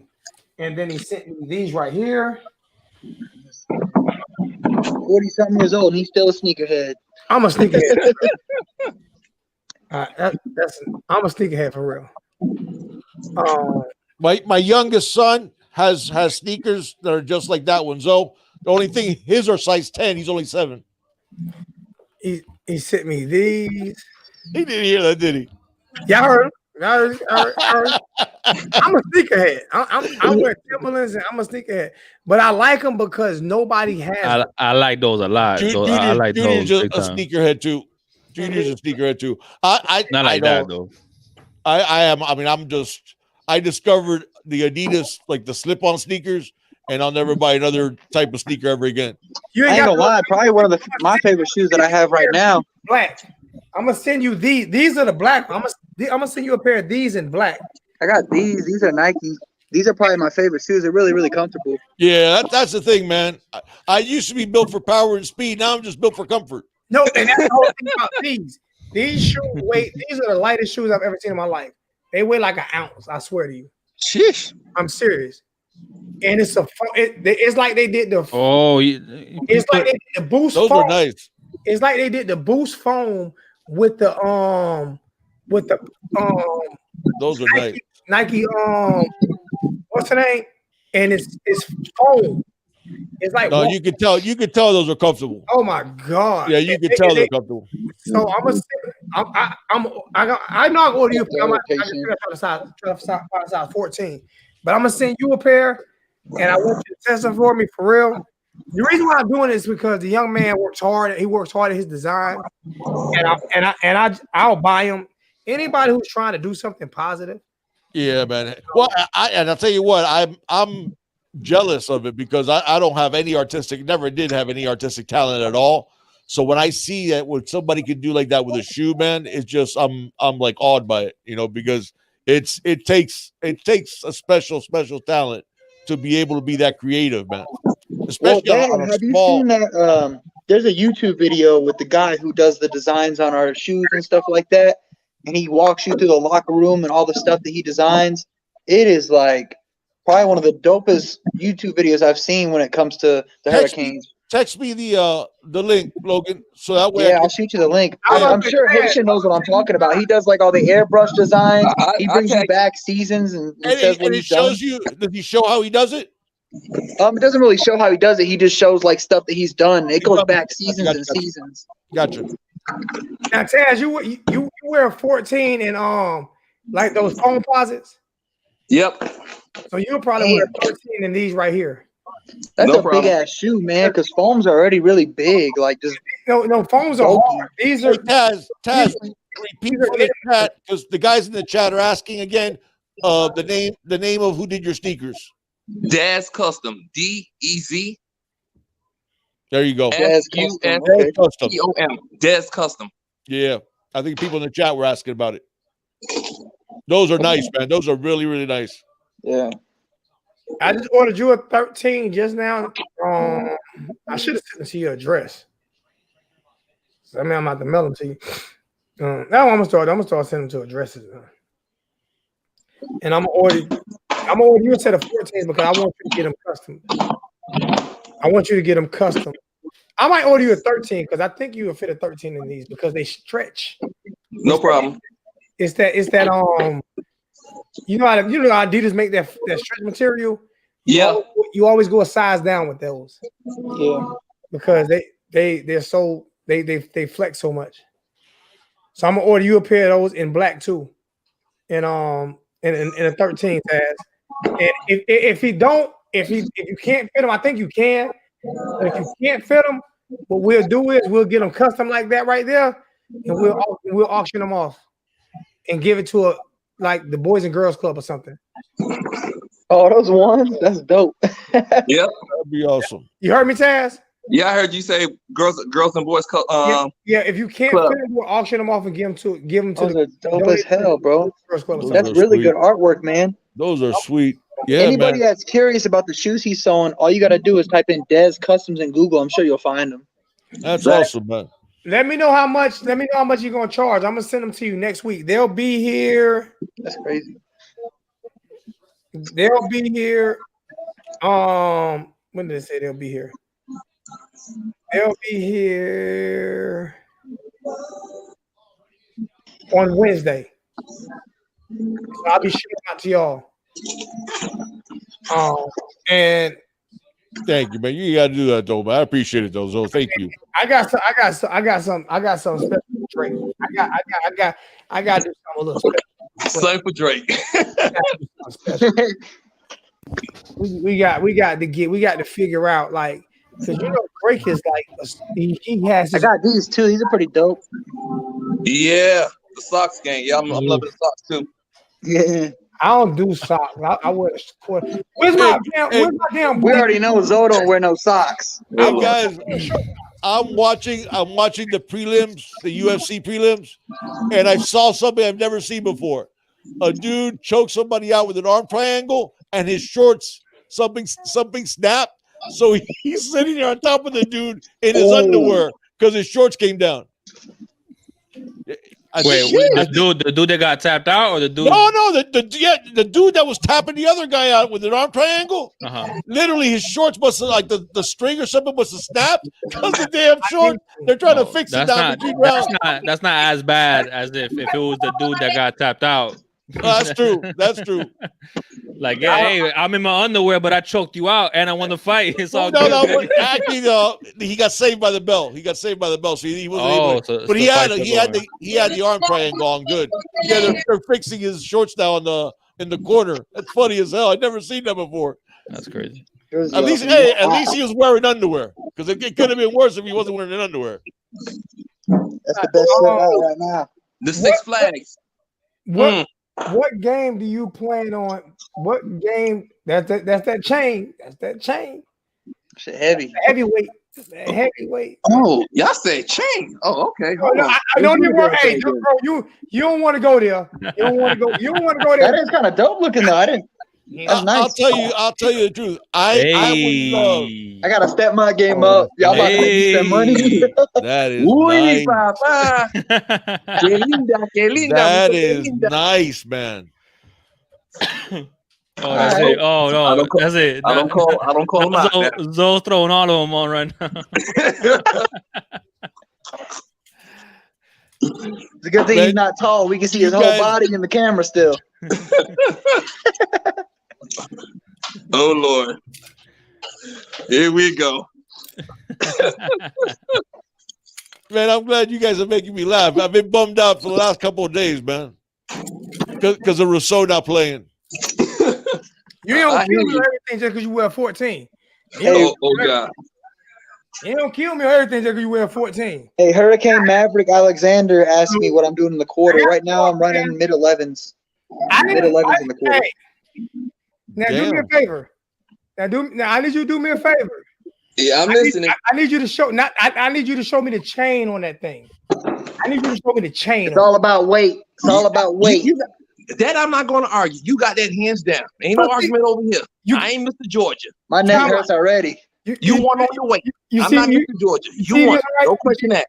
You see this one right here, right? Grand Reaper, yeah. You got that Reaper? Yeah, I got the Reaper from Miss Michelle. Yeah, because she only this was a limited. She didn't give out any of these. That was I think she might have had 20 of those. Yeah, but I gotta show you guys this. I got this custom made in Korea. It's a Sean Taylor jersey. Nice. Oh, nice. That's fresh right there. Was that the same dude, Logan, as the blanket? Yes, this is the same. That dude's talented, man. Fresh, man. I don't even know who. I'm not gonna lie. First of all, I don't know who it was that makes it. I just go to the Korean shop and they're like, talented, man. Where's my blankie? Hey, but Logan, seriously though, the blanket, it doesn't. It looks. I mean, it looks great in the pictures, but it doesn't do it justice. When you see it in person, it's so much prettier than it looks like. I don't care about it. I haven't gotten it yet. I don't care. No, but you know what's going on with COVID in Asia right now? Oh God! About COVID? You were damn about COVID? I want to be covered. Blanket of Christ and hurricanes. I could probably get a cheaper one because you're only 5'9". I could get a little baby blanket. Oh God! Here we go. Whoa! Oh, shots fired. Shots I'm fired. just playing, bro. I'm just playing. It's all love. I want to do this real quick. I want to take a poll. Taz, Oh, do you God. think, are we playing a season? Yes or no? No. Damn. Logan. What's up? I'm here. Are we playing the season? I think it's possible. I think the best scenario is going to be we're going to play a season that's not going to be 10 games. It's going to be probably Abbreviated. ending at Florida State or 4 or 5 games. Okay. So, are we playing? Heart says yes. Mind says no. I'm with Junior. Logan on to play the Florida State, but I don't think Same thing. You think it'll be abbreviated? I think it'll be. I don't think we're gonna have it. My heart wants us to, but I just don't. I don't. It takes one kid to come down with one kid. People to start freaking out. What I'm looking at is kids in elementary school catching it right now. If they're in elementary school catching it with no contact sports, I don't think we're gonna have a season. Okay, Junior. I think we're definitely gonna start, but I think they're gonna shut it down. I think an outbreak is inevitable, man. Or it's gonna become. And by outbreak, crazy. I'm just saying, like, I'm not saying outbreak like you need 30 people on the team to get. I'm just Right, saying, like, hey, a few here, a few there, then all of a sudden, a few But on the other one thing I team, do and it's wanna like say, one though- game gets canceled, and it's how you got to work with the schedule, and it's like it's gonna come to a point. It's gonna be like, listen, man, we gotta call it off. That's it. That's true, but there's a way to prevent this. If we can test our team and our staff, anybody that goes on that field, if they can get tested and they're good, there's a way to prevent this and keep it going. It's all on the discipline of what they do. There's not, because testing is only. It takes too long for testing to come back. I'm gonna tell you. Not always. Hold up. That's not true. I got tested and got my results in 15 minutes. I'm gonna tell you like this here, though. They're not gonna get that. I'm gonna tell you like this here. Of course. It's a 15-year-old boy. Go look at it on MSNBC. 15-year-old child caught COVID-19. Gave it to his parents, and both his parents died. Whoa. The first college football player that dies from COVID-19, there's going to be a shitstorm.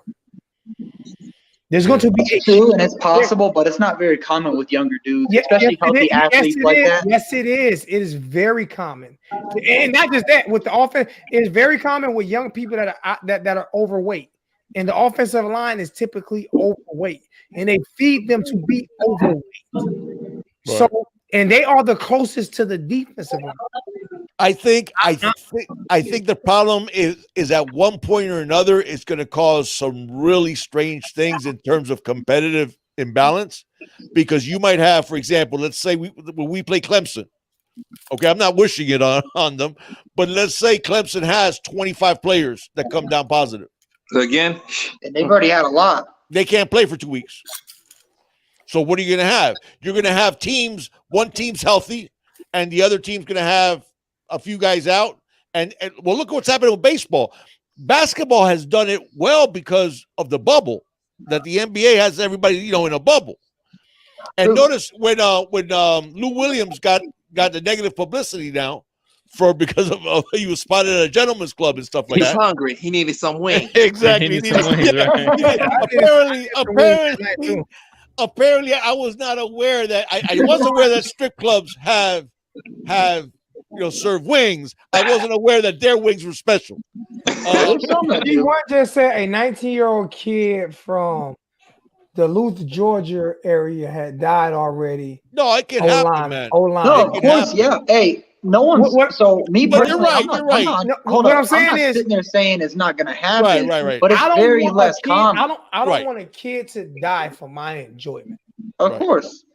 So what I'm saying is, Duluth, the reason why it's not big time is because it's Duluth, a small school. No, let it be Miami, Florida State. There was a lacrosse player. There was a lacrosse player from Duke that died. See, there is no way. If one player gets real sick and almost dies, there is no way. There is absolutely. The fortunate thing is young people do seem to have a much better time with the disease, which is what Logan was saying. Young people have a better time with the disease than older people. They were. Well, going But with that too, they- one of my they soldiers, were. one of my But now soldiers, they're they tested positive for COVID, and they had it for 14 days and didn't even know it.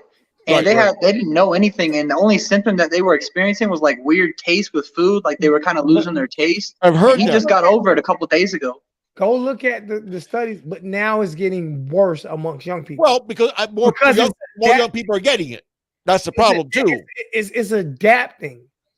This is one of those viruses that changes. They can't figure it out. But Joe, but here's the thing. Here's the thing. I think what you're saying is true, but not because of the reason that it should be. It's going to be because of optics, because the narrative is going to be as soon as a kid does get sick is, because I've already seen it now. Oh, you're just playing because of money. You're just playing. You're just doing this because of money. And at some point or another, Zoe, there's people that get illnesses from other people that die all the time. Oh yeah, but you know what I'm saying? The flu difference is how big the difference is. This is the one that shut the economy down. No. I get you, and it is worse than the flu. But remember, last year, the flu killed 60,000 in America. Oh yeah, but not in a short period of time. Correct. Like and we're at 100. I mean, we're at 150, right? Yeah, we're at 150 and counting. 150 and getting more. And counting. Well, Yeah. that's true too. But a lot of people don't understand the swine flu killed over 500,000 people. Not in the United States though. Not here. No, it was not globally. It was in the U.S. It killed like 10 people here.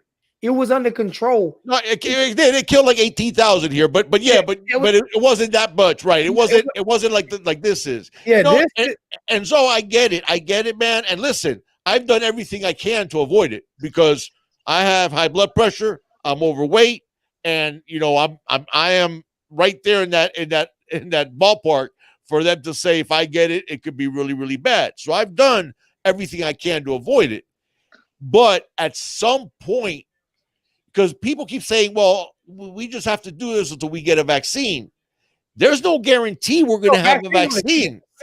No, that's my question is, why is it that people are, hold on, why is it that people are so terrified of the virus and it's so bad and all this bullshit? I don't want my child to die, because I don't want my child to die from it.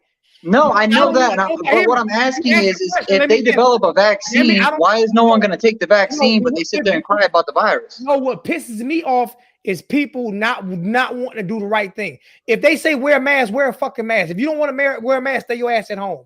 I wear a mask all the time. Stay at home. Obligated to wear it, but that's the problem. But there's also, but in all fairness, though, they're getting what they deserve. Because they're giving it to other people. No. Here's what I'm saying. You had the Fauci, and they flat out lied. They admitted that they lied, but they lied in the beginning when they said the masks weren't needed. They admitted that they were needed, but they lied because they wanted healthcare workers to have them. Yeah. Okay. So when you already do that, how am I supposed to believe the next thing that comes out of your mouth? Oh, by the way, I lied, but believe me now. You know why? Because they didn't actually say that you didn't need. They said they were optionable. No. I heard them. Yeah, they said it was worse. They said having a mask was actually worse because you touch your face. Yeah, exactly. But that's because you gotta realize this too. It was just coming out. Nobody really knew. But there's a lot of BS. There's a lot of BS with this. Yeah, but my thing is, listen, if a store tells you to wear a mask. Oh, absolutely. Listen, they won't get my business. I'll go somewhere else. You wouldn't come in my house without one on. No, but you don't. Fine, and I won't be in your house. Because I'm not fine, and I completely respect that. Believe me, I don't sit there and cause a scene. Why would you not give your business because they're trying to protect their employees? No, I'll tell you. The reason I wear a mask is back in like April. I went to the grocery store because for the beginning, my wife didn't want me to go anywhere because of the whole thing. She read that people that take ACE inhibitors for blood pressure, like I do, that they're really susceptible to dying from the disease because it replicates easier because of that. So those of you that take ACE inhibitors, man, keep that in your head. But anyways, I went to the grocery store and there was an elderly couple and they had masks on and I could tell I was making them nervous. Oh, I'm sorry. Can I say something to Colin Berry? He said, "Football, please." First off, put a picture when you comment. You demand something. At least have a picture up. Secondly, like I said, this is barbershop talk. We've talked. Well, I mean, COVID has something to do with football too. We've talked exactly. Yeah, I mean, we got on COVID because of football, right, Mr. Berry. Be a man and put a picture. How about picture? If you're gonna comment, put a picture up so I can at least know who I'm gonna curse out. That's my boy. Miss me. There you go. Reggie's comment right there. The last one that I see: never rely on the government to tell you something that your common sense will tell you to do. And that's a great way of putting it. Yeah, that's a great way of putting it. I wore a mask as soon as because listen to me. Whatever I can do to protect myself. So I agree. But I'm not with the government telling me what I can and can't do. Yeah, I understand that. That's where I'm at right now in Colorado. I'm mandated to wear a mask. I wear a mask, and if I go to your home, I'll wear a mask. I don't have a problem with wearing a mask, man. Like I said, I started wearing one before it was even mandated because I saw I made somebody uncomfortable, and I don't want to make my neighbors uncomfortable, so I put it on. But we do things the government tells us what to do now that we don't want to do. We pay taxes to an extent. We do a lot of stuff that the government wants us to do. But we get something back in return. What I'm telling you is I don't like the government to start telling me what I should do or not do when it comes to things like that, because what ends up happening is when you give the government power, they never give that back. Don't think they ever give it back. But they have look at some of the craziness they're doing now. They have the power now. They've always had the power. So they're not allowing people to go to church in America. Allowing people to go to church. And if you go to church, don't sing. You know what though? I don't disagree with that because I can praise God at home. But it don't matter what you can do. The government should not be telling you can't go to church. But what happens when you go to church, right? Just say you go to church, right? Right. And you get infected at church. Right. And then you go to work and you infect somebody else who has Correct. Now that person dies because you wanted to go to church. I can praise God at home. But that could happen with the flu. That could happen with anything. Yeah, but anytime that we leave our home, we can get killed in a car accident. We can get killed in a drive-by. Hell, you can get killed by lightning. You're right. You take chances with your life on a daily basis. You see me drinking right now? You see me drinking right now? Now the difference is, right, if I go driving right now and I kill somebody, that's vehicular manslaughter. Correct. Right? And 10,000 people die every year from that. Exactly. And they go to prison. Well, sometimes they go to prison. Yeah. So if the government can't tell you not to go to church, but if you get the coronavirus and then you go kill somebody, should you go to prison? But no. Yeah, but church when it comes to like religion is more important than going to TJ Maxx and shopping and shit. Correct. And that's allowed. The thing about church stores are open. I know black churches. We be in there armed up, and black churches don't need to go because we stay in there for 14 hours. But let me ask you a question. When have you seen anything bad happen at a church? Unless it's somebody coming from the outside to do something wrong to the church. But when people are in the church, good things are happening. Charleston.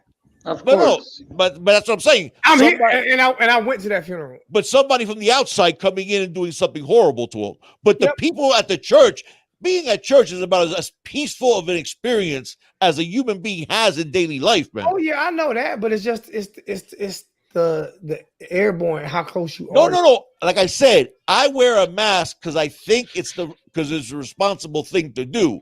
But I don't wear one just because the government mandates. Yeah, the point is the government coming in and dictating what is allowed and what should be open and what can't be open. Let's this question: do you think if the government said, okay, if the government said, you know what, we're gonna let churches open, we're gonna let all this stuff open. So we're gonna let it open. Social distancing. We're gonna do all this here. We're gonna let church open, but everybody have to wear masks. Then people have a problem with that. No. If that's not true. Yeah, people- yes, it is. Yes, it is. I'm in Colorado could and I be. have to wear a mask now. He just put They it out. started Governor. opening the country back up a month and a half ago, right? We started opening the country back up a month and a half ago, and people weren't wearing masks, and it spread even more. And then they had to shut it back down. What I'm saying is, you have It people didn't spread more. It spread more because more tests were being done.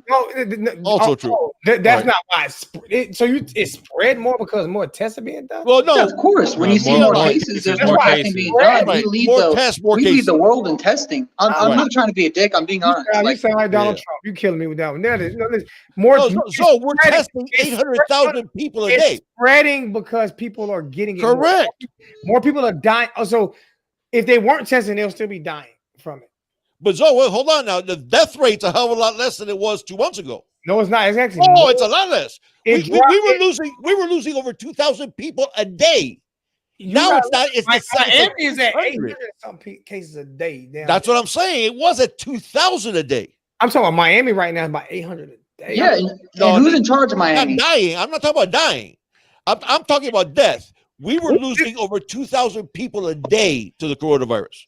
And we're still around. My whole thing is, right, I have freedoms, right? I have freedom to do whatever I want to do. I can walk off my job, David. My mortgage. Correct. Paid. My mortgage paid.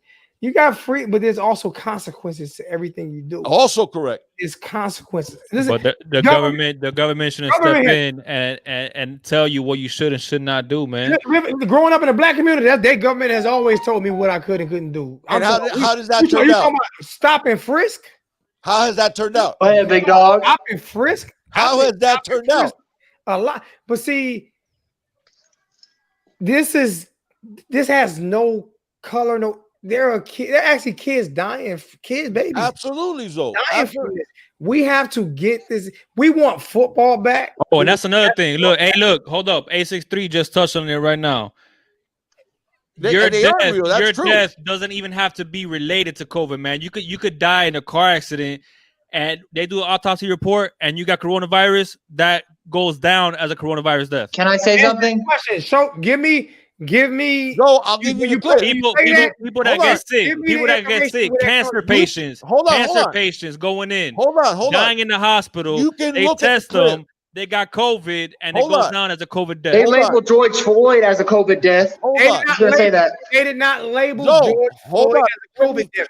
He said he had. He said he had it before. That knee on his neck was a death. Of course. No, but they counted it as a COVID death. It is on YouTube. Hold on. It's on YouTube. The woman who's in charge of health for the state of Illinois, the governor of Illinois was talking. The woman gets on there. It's on YouTube. You can find it yourself. She clarified, even after a question, that yes, anybody who dies who's positive with COVID, they're counting as a COVID death. The reporter asked a follow-up and said, wait a second, you're talking a gunshot victim would be counted as a cause of death? And she said, yes. If they die with COVID, we are considering it a COVID death. And the reason why is right there, that comment right there, Danisha, I think she said, these hospitals get money for these COVID deaths. 13 grand they get for every COVID diagnosis, 39 grand for every COVID death. I'll tell you this here, man. I'm just being honest with you. I don't know if any of y'all have lost anybody to COVID. No, not to COVID. No, I have not. All right. I lost a very good friend. And I'm sorry for you, man. I am. Spread the gossip from COVID. And it was from COVID. And he was a big time rapper out of New York. And we was all on the phone with him the night before. Now, I'm more inclined to believe that going to the hospital will kill you quicker than staying. Also true. I'm more believing that. But at the same time, man, I am not going. It's not about. I'm not going to risk. No, I die. It's serious, man. It's serious. I'm not saying it's to be played with. It's a serious thing. 863. That's the truth. We're not saying it's not real. It's serious, right? But the numbers are juiced. That's all. That's exactly right. But numbers are talking about. Numbers are abusing everything. Numbers are abusing the election system. But Joe, hold on. Of course, true. Think about this. Why are they juiced? I don't know. They're Jews because somebody's getting benefit out of it being Jews. Well, I can say it whether it's Donald Trump got monetary $900 or million. political. Donald Trump got $900 million for Trump Towers. I will tell you this. 900 million. I will promise you this. You want me to send it to you? You want to send it to you? Would you like me to send that to you, Logan? Because you're shaking your head. His son got a $900 million bailout. When they did that $2 trillion, his son got a $900 million bailout from that. I will $900 million. I sent it to you. You want me to send it to you? So I will tell you. Why are you telling me that? I don't. Because you were shaking your head, so I was like, no, I was fixing my chain because this pointy part was in my neck. The rich get rich in this. Hold on. As a Cuban guy, I will tell you something. Don't ever y'all give gotta up. understand, I work for the government. And I get paid like a fucking slave, so I don't want to hear nothing about nobody else's problems. What I'm going to tell you is this: if don't ever give the government back a right that you're given by God. Okay, take that as a good piece of advice to live your life. Don't ever give back a right to the government that God is the one that gave it to me, and the right to assemble. You know, but mad about that though. With people, see, people stand on certain sides of the fence, right? Right. Because people believe in freedom of protest, right? But the protesters are getting killed by certain parties or by certain people. Well, that's because protesters, there's people next to them fucking throwing shit and doing crazy stuff. That's called collateral damage. Are you out there with them protests, or you can't say what's going on? No, I'm not. I'm smart. I'm not going to go out there with people doing crazy shit next to me and me get risked. No. You're not the smartest person in the world, Logan. You just said on COVID, so let me do this right here. Let me do this. Okay, you got people out there protesting, right? All right, you got people protesting. People are against that. But that's your First Amendment right. That's your First Amendment right. As is the right to assembly. Exactly. That's your First Amendment right. Okay. So we can't sit here and say, okay, I'm good with this, but I'm not good with that. Hold on. Are you good with protests, but you're not good with people going to church? Listen, I'm not. First of all, that makes no sense. You hear me? I'm not protesting out here and all this crazy shit. No. I got it. I'm good with protesting and church. Okay, then that's what I'm saying. I'm fine with the protest.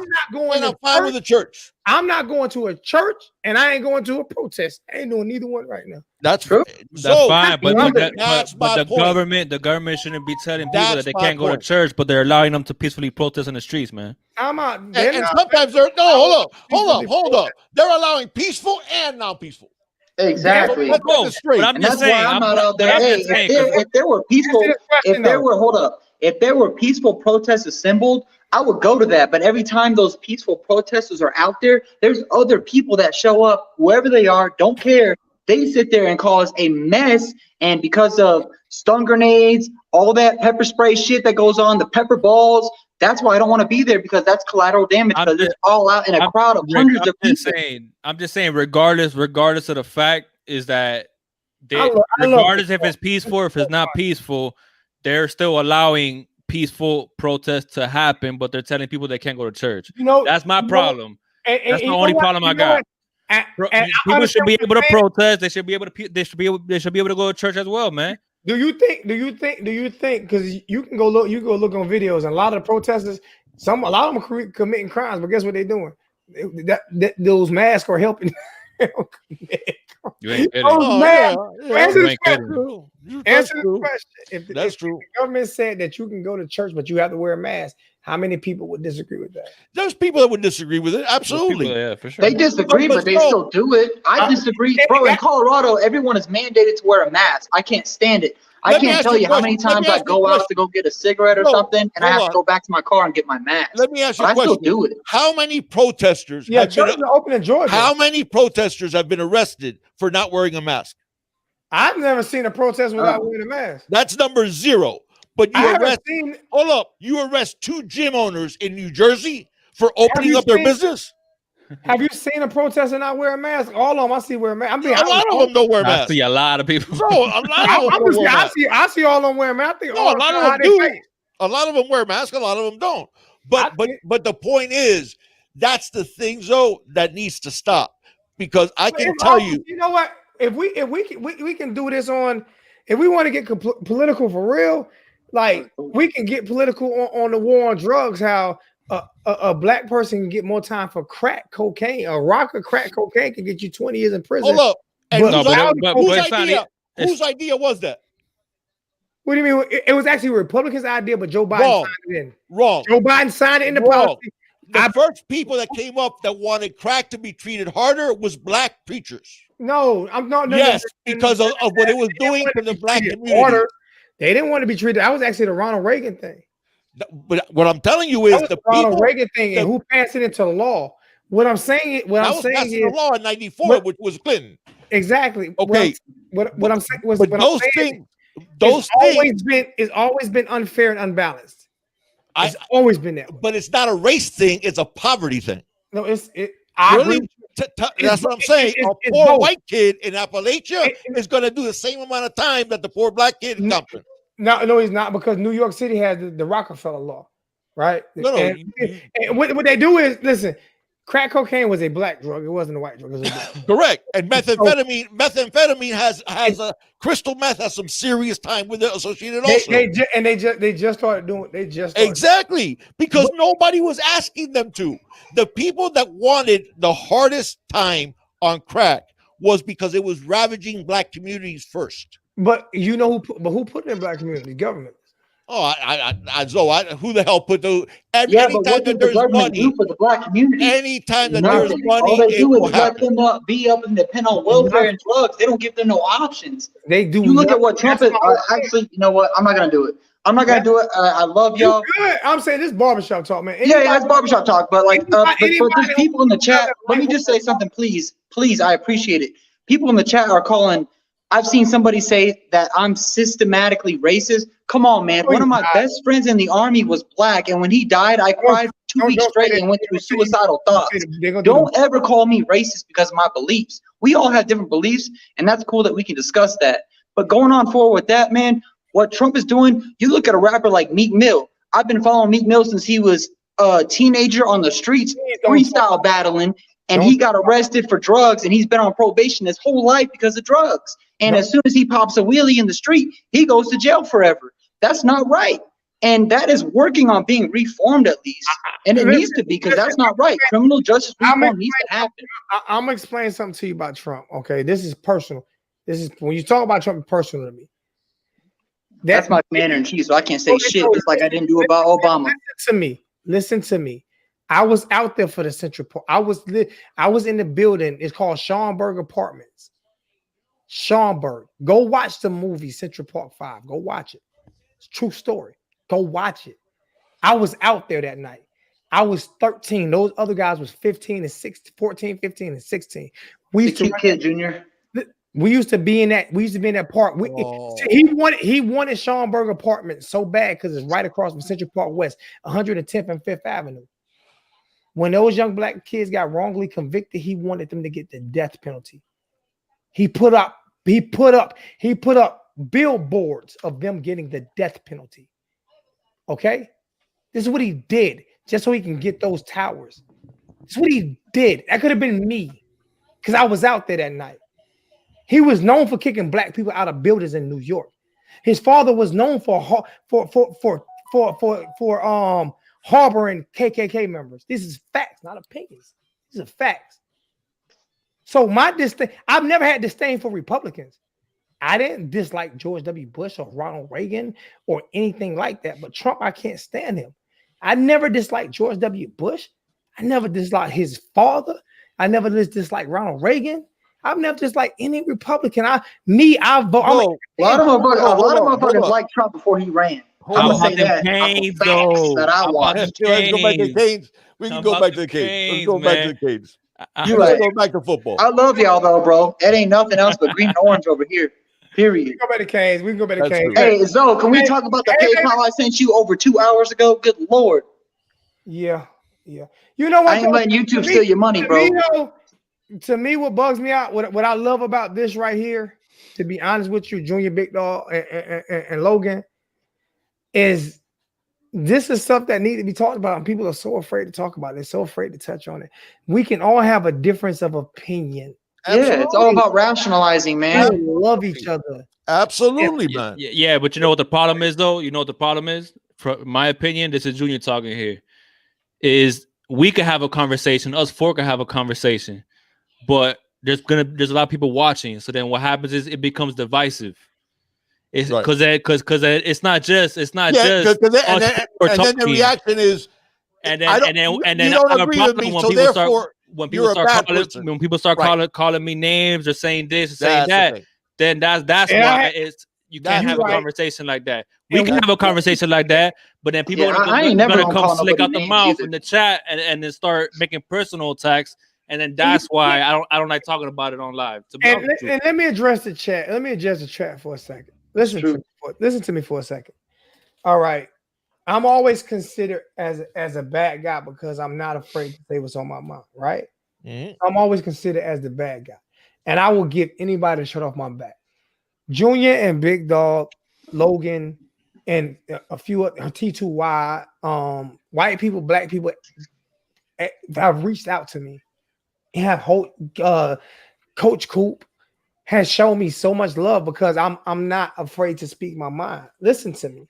These are my brothers. Should be. These are my brothers. The only way, if you can't be in the chat, right, and let Junior speak how he feels without being disrespectful or without him or without, because I've lost fans. I've lost family members, people who say they were fans of mine. I've lost them because of me speaking like this sometimes, right? So how can you say you my family when we can't even talk like a family? It's disheartening. That's a big thing, Zoe. That's a There's huge problem. nothing wrong with There's nothing wrong with huge disagreeing problem. and rationalizing each other's thoughts. There's been plenty of things. I've been watching Zoe for over 3 years, and you know how much I learned from Zoe. Logan, just let me finish this for a second. Right. Because My bad. I called Junior today. Let me explain something to you. I called Junior today, and I usually call Big Dog, and then I called Junior. I said, Junior, I need some help, man. I need somebody to help me run the show because Taz has to work and Derrick can't come on. And let's go and start barbershop talk. And he said, I got my babies. I'll do what I can do. I'll call my pops and he can come on. If I can come on, I can come on. He's on with his child right now. All right. His child doesn't see what color I am. Exactly. That baby girl does not see what color is. She's beautiful. She's a beautiful, and she doesn't see what color I am. Thank you, and thank you for everybody in the chat too. For my bad, so go ahead. She's cute, bro. She's cute. He's a loving father. All right, and there is not a racist bone in neither of these guys' body. No, I have two Cuban guys, one white guy, one black guy in the chat. We have two black guys in the chat, and we can talk football all life, but you can't say you're my family if you cannot allow these guys to actually live their lives in front of you. Sometimes they should be able to live their lives in front of you without you hating on them. I don't care if I get 50 views or 10 views no more, because if I can't be who I am and you love me for me and you know I'm not racist, you know I'm not a bigot, I just have a different opinion because we were all raised different. Yeah, You're less than a person to me. I love all of these guys. Same here. Right back at you, man. Right back at you. So right back at you, bro. We've been through a lot. You cannot sit here. You can go to every channel in the world and hear Kane's football all life. All Kane's football. But you know what you're not doing? You're not educating this right here. You missing out on this. Me and Big Dog have sat on the phone for hours talking about race. Hours at a time. That's facts. Talking about racial issues, agreeing and disagreeing. That's my brother. I love him to death. Junior, my brother. Same here. Death. Okay. Logan, we went through it. That's my brother. I love him. 863 was in the chat when I was the first one to break the Kobe Bryant news. And 863, me and 863 have been beefing for about 3 months. And he defended me when everybody was killing me. He said, y'all gonna get the fuck up off Zoe. Okay, you can't call blood don't make you family, man. All right, being able to disagree with somebody and still love that person makes you family. If you can't disagree with what I say, or what Hurricane Logan say, or what Big Dog or Junior say, or what Baby Junior say, if you can't disagree with them, I got something for you. Fuck you. Don't come over. Well, that too. And at the end of the day, like, I mean, there's everyone in this chat. I'm not going to get down to the depth, but I've done something for all three of you guys. I mean, me and Zoe, we go way back, like, what, 3 years now in Korea? Like, when I first started watching you, I was sending you, like, hella money, and it wasn't that you were asked for me. It's just like you deserved it because of what you were doing for the Miami community. You've done a lot more than just 3 of us by serving your country. You've done a lot more. You've done something for 330 million people is what you've done. No, yeah, I don't like that recognition because I appreciate it and I love it. Thank you, but I chose to do this, so that's why that's even better. Forced. That's even better. That's why you get it, because you wasn't forced. But I remember, Zoe, like, I'm not trying to get personal or nothing, but like heart to heart, like I remember when you were going through your divorce and stuff, and your electric and stuff got messed up, and I sent you like $200 on PayPal. Like, bro, I'm always there for the community. Like you, Wholesome, not Paul, but anyone else. Like I'm always there for y'all. Everybody in the chat, 863, West Kane, everybody, Richard Hill. Like I'm always there. All y'all got to do is get my number, and I'm always there. It's not even a question. Not even a question. And barbershop talk isn't gonna always be like this, but this can't. This started because we talked about the coronavirus. Yeah, of course. Yeah. But Zoe, here's the thing that people need to understand. First and foremost, this is the most important thing, and that's where Logan was going. You and I can talk right now, and let's say we're talking about political issue and disagree. All right. At 3 a.m, something happens here in my house, and I need somebody to come here. Zoe, I can bet you with my eyes closed, if I said, "Hey, Zoe, man, is there any way you could come up from South Carolina?" And I bet you do it. I'm on my way. And you know what? If Zoe couldn't afford it, guess who's paying for that plane ticket for him? Me. There you go. Me. There you go. I tell people that's what people don't understand. That type of conversation is not only okay, it's needed. Because I'll tell you right now, the worst thing that's happened to this country is Twitter. That's the worst thing because it's toxic. It is toxic. People don't have conversations anymore. They talk at each other, and they're not talking. And they're not talking to that person. They're talking for the audience. For the audience to get, so I got this many retweets and I got this many likes. That's the worst thing that happened. Because you know what used to be the regular thing in America? Let's say I was a welder and I worked with Zoe. Okay. A lot of times we get to work half an hour, 45 minutes early, or maybe we stay and have a beer together. And then we sit there and have those same discussions for 3 hours. And you know what would happen the next day? Absolutely nothing. We'd be back together again. We'd be working together again, and we could disagree for 3 hours, but those conversations are healthy because those conversations make people understand each other and see where you're coming from. Oh, I see your point, Zoe. Yeah, I don't agree with that, but that point's right. You're right. And then even if I'm wrong, no, it doesn't matter. Things evolve. You know what happens a lot of times? Times always brings up good points. You might convince me, I might convince you, and some other times we might not convince each other, and we're just accepting. I'm gonna jump out from my computer, but I'm gonna join back in from my phone. Okay. It hurt my. You know what got me pissed off? When Logan is he always talks with his heart, so I hear that. So it really didn't kill me when Logan really took. When I heard Junior say what he said just now, that he wants to stop talking about it because of what people are saying about him, and nobody ever said a negative word about Junior. How can you say a negative word about him now because he's speaking with some? What the fuck is wrong with people? I don't football is not life. If football was to end the day, could we? It'd be rough, but I find a way around it. Will we be able to still talk? Yes, we would. You know why? Of course. People, because let me explain to you. It does. Listen, hey, so look, about a black thing. It ain't about a white thing. It's about me kicking your ass thing. That's what look at 863. We got to come together, no matter what we agree. That's what bipartisanship means. We have to look at 863's last comment. This is really, really important. Look at his last comment.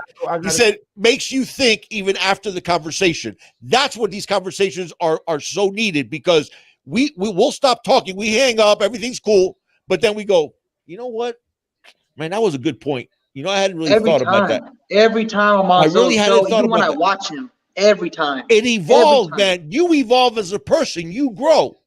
The conversation that we've had, we've both grown as people because of it. What did I say when I wanted to do barbershop talk? What did you say? We both said the same thing. We don't just want it to be about football. We want to talk about everything. We don't just Absolutely. we don't just want it to be about football. Because, like I said, you can go to all these other channels, and you can, even my channel, you can go to all these other channels and get football all the time.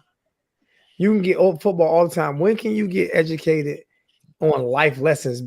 These guys are brothers to me, man. T2Y Absolutely, man. is a brother to me. Absolutely. Oh, that's facts. The wholesome one is a brother to me. Went through, Facts. I still love him no matter what. Facts. So, Hey, Dominique, right back at you, man. I feel the same exact way you do, man. That's Well, awesome. just like me, last night I went into T2Y's show. My first time being on his show, and he sent out the link, and I was like, okay, cool, I could jump on there. And apparently he was doing a giveaway because he just hit 5K subscribers. And he was doing a $100 giveaway, $10 per person. And I was like, yo, that is dope. And he sent me $10, and I was like, whoa, hold up. Don't send me $10. I sent that man $20, and I said, keep your $10, bro. I was on when you did that. Keep it. Keep it, because y'all deserve it. Big Dog, Junior, Zoe, y'all deserve the money. Watch my show. Thank you, man. That's how much she watched my show, because she caught me, because I was about to go there. Yo, it bugs me. It does. I will tell you this. Even the person that disagrees with me the most, I swear to you, on my children, on my grandchildren, you can disagree with me about everything, and I would die for your right to do so. Damn right. That's why I do what I do. That is exactly why you do what you do, Logan. And That's don't get me exactly wrong, sometimes I get a little bent out of shape and passionate. I get it. But at the end of the day, man, I'm all for it. I'm all for it. You know what? I could sit back, right, as a black guy, right? I'm just being honest with you. I can sit back, right, because I'm kind of a privileged black guy. I didn't grow up privileged, but I'm kind of privileged now. I got a $300,000 house. I make almost $40 an hour. I get 12 hours a day. I mean, I make good money. YouTube is not me. I'm on YouTube. YouTube don't make me. That's why when I get the hate, I laugh at it. YouTube's just a bonus. I know exactly where my heart is. I know exactly what's going on, Derrick. I know exactly where my heart is. And I've never done anything on YouTube. Hey, Derrick in the chat. Anybody. And when I hear this, Zoe had a beef with Coop. Never had a beef with Coop. Coop put out something, and Coop would tell you. I spoke on John Rick, and he put it out, and I asked him not to do that because I was going to talk about it first. Yeah, that was it. But ask Coop what happened when Kane Shades threatened him. Ask him what happened. You know what I'm saying? Ask Junior and Big Dog what happened when they was live, and I went live, and the first time, and I didn't even know they was going live, and they went live, and they was live before me. And I went live, and somebody said, "Hey, Junior and the Big Dog." Oh shit, my bad. Y'all go watch Junior and the Big. I had like 100 and some people. You sent a whole bunch of people to us. I remember that. Go. He did that all the time. Even when Coop was live. There was one time Zoe went live, and he's like, everybody in the chat was like, "Yo, Coop is live," and Zoe was like, "Oh, my bad. Everybody go check out Coop," and he turned it off. Zoe hates when I do this, but I don't give a damn. All right, but we would not be anywhere near 2,000 subscribers if it wasn't for Zoe. If it wasn't for and with all respect too, I got Coach Coop and Wholesome and Paul also. Everybody helped us out, but Zoe hates taking credit for it because every time I say it, he says, "Oh, no, that's bullshit. I didn't do anything," and you did. Okay, if it wasn't for you, Zoe, there's no way we would have anywhere near the following that we have. But that goes much more to just Junior and the Big Dog. Zoe has done a lot for all absolutely. Miami YouTubers. And by the way, everything that Zoe has done for our show. Not one time did we ever request him. Now, he did that of his own volition. In fact, he didn't even tell us. We found out because people in the chat would say, Zoe sent me. Zoe sent me over. I told y'all was when I seen that show, I told y'all mind me Poppy. There you go, 863. 863 just say it. 863 just listen. So you don't believe me next time, Zoe. Look at 863. He says Zoe sent me to y'all, big dog. So if it wasn't for you, 863 wouldn't even know we were alive, man. Same here. I never knew about Junior the Big Dog or Coach Coop until Zoe was like, what you got to say now, Zoe? You got to admit it. It's true. He ain't gonna admit it. He's humble. He is humble. He never wants to take any credit for it. You guys give great content. Like, well, no, but same. You did that. Dude, it takes. Yeah, but it takes. Don't take thank this you. away. I just fell in love with their channel. I fell. Thank you. But it takes a special person to unrequested, at no time did you have any reason to do it, and you went to help us. And you didn't have to do that. I remember going through something. Junior might not remember. Because I always talked to you. I remember going through something. And this was recent. This was probably 2 or 3 weeks ago. And Junior texted me, "You okay, big bro?" Mm-hmm. "Something ain't right. You okay, big bro?" I said, "I'm good." He said, "No, something ain't right." And I can read your text message. So you need somebody to talk to, call me. You build relationships. Absolutely. Absolutely, man. When people be like, Zoe try to argue with all the YouTubers and this and that, then you don't know me. You don't know me. Mm-hmm. Like I say, that when people talk about that, the you family shit. He says Zoe blushing. When people talk about that you family shit, I tell people get mad at me. That's my trademark. And just because you a Hurricane family fan don't make you family, bro. Mm-hmm. Just because you a Hurricane fan does not make you family, because family can fight. Absolutely. And fight and hug each other afterwards. Absolutely. Not go from channel to channel talking about this person, or not trying to kick somebody, or not trying to compete. I will never ever try to compete with another Miami YouTuber ever. Can I say something real quick? It's kind of off topic, but I'd appreciate the love. I ain't gonna lie, like it sounds like I'm reaching, but I need it. I don't know if I talked about it on T2Y's channel, but my dad, he video chatted me last night at about midnight. I'll give you a phone. For some reason. It's not me. It might be Junior. Junior might be down to your on your YouTube phone. Say that again? Yeah, I hear an echo. I get down to YouTube. That's what I'm doing on my phone. I gotta turn the volume down on my YouTube. If you may have a double screen up. Yeah, you gotta go to hit your volume button. Samsung, hit your volume button. It's gonna have YouTube and all those things. Turn your volume down on your YouTube. It'll all right, hold up. Yes, the volume button is gonna show you a thing on the side. Come on, Drake. You got studio numbers. You should be all right over there. Hey, man, give me a second. Drake is the technical genius behind our show, by the way. Drizzy. Oh, Drizzy. I got an echo? Yeah. I think you did have an echo. Got it. It's gone now. It's not as bad. Well, I just got a phone call. I'm going to jump on, jump back in. Okay. All right. Hey, but on a real note, like, I love all y'all and I appreciate you guys, but I'm going through some stuff right now. Like, personally, I don't want to sit there. I have a lot of pride in myself, and I never want to sit there and vent my problems out to other people, because a lot of people use that against you in the future. But my dad called me last night on midnight, and this is a bald-headed 40-year-old bodybuilder dude. It's my father. I've seen him cry like twice my whole life, but he called me, and my Rottweiler back at home, he had a seizure. He had 2 at night. And then this morning he had another one, and like, I don't know what's going on. I don't want him to die, but like, it comes back into every time I come home, it's once a year. All my family is a year older. And like, I see it in my pops mostly. Like, my pops is just, I see it. He's older. He doesn't have as much energy. He doesn't want to work out. And it kind of goes with my dogs too. Like, they're not as playful and stuff. But right now, like, I'm going through some shit. Like, I'm really hurt and I'm scared.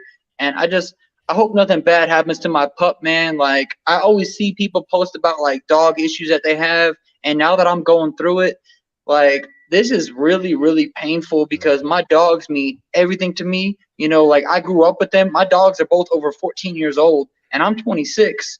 And me coming up as a kid, like, that's my whole high school career. And then leaving, then going to the military.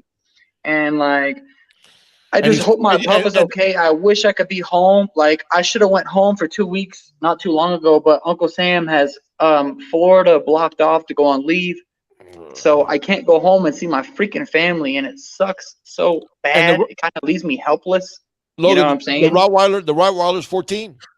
Yeah, my Rot is healthy as hell. First of all, healthy. He's 10 years old and he's over 140 pounds, full bred Rot, big boy, man. But like my pops, he called me crying, and I was just like, yo, I don't know what to do because like, bro, I don't lost dogs. People say they want to say. I'm not ready I hear for black it, people bro. all It's the gonna time. kill me. Listen here, man. Because I got a full bred It killed Rot me. and a full bred boxer, excuse me. And guess what their names are? My boxer's name is Kane, and my Rot's name is Sebastian. I love it. Fucking good dogs, amazing dogs, family, man. Yeah, man's best friend right there. I got a dog named 12 and another dog named 7. And what does 12 and 7 equal to? 19. 19. And what's everybody's lucky number? But it's rough for me, man, because like I wish I could just come home and help pops because like everybody knows like my family, like they're working every day. They can't get off work to even like they can't even go take the dog to the vet because they can't get off work. And if they do, you already know what happens. Yeah, it's rough. I just hope everything's okay there, man, because like last night when he called me, he was like, yeah, he got a steroid shot, he's good. And then my pop sends me a text this morning. He was like, oh well. Wait, do you see this one, Drake?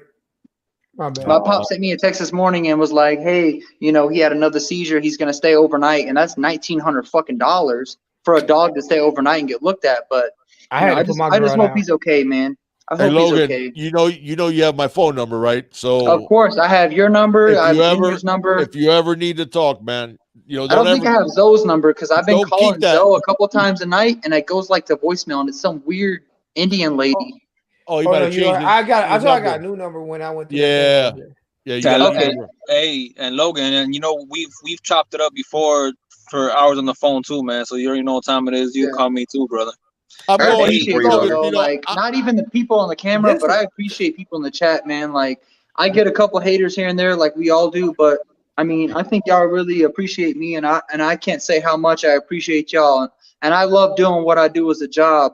You know, I do it for people like you guys, and it means everything to me. I take so much pride in it, and y'all are the reasons why. You know what I like about you? You know what I love about this show, and I'm gonna let Junior talk real quick. Like, you know what I love about this show? This first barbershop talk, and all of them ain't gonna be like this here, but the first one, y'all actually got to know who we are. That's true. That's true. We're not just talking to Canes like we normally talk. That's true. You gotta know who we are. What you about to say, Junior? Who we got on here? Oh, that's Derrick. That's my co-host. That's my co-host, Derrick Mobley. I love that dude. Who? That's my co-host, Derrick Mobley. That's the guy who does the writing. What's going on, man? Derrick. Can you hear? Got no sound. I can't hear him. Derrick, we can't hear you. We can't hear you, Derrick. He got that turn tally mic. No, I just want to say what's up because I left and then I come back and you know he was on, so I didn't formally say what's up to him. Hey, Derrick, go back out and come back in because some reason we can't your hear volume's not working, so you might have to go back out and come back in. Go out and come back in.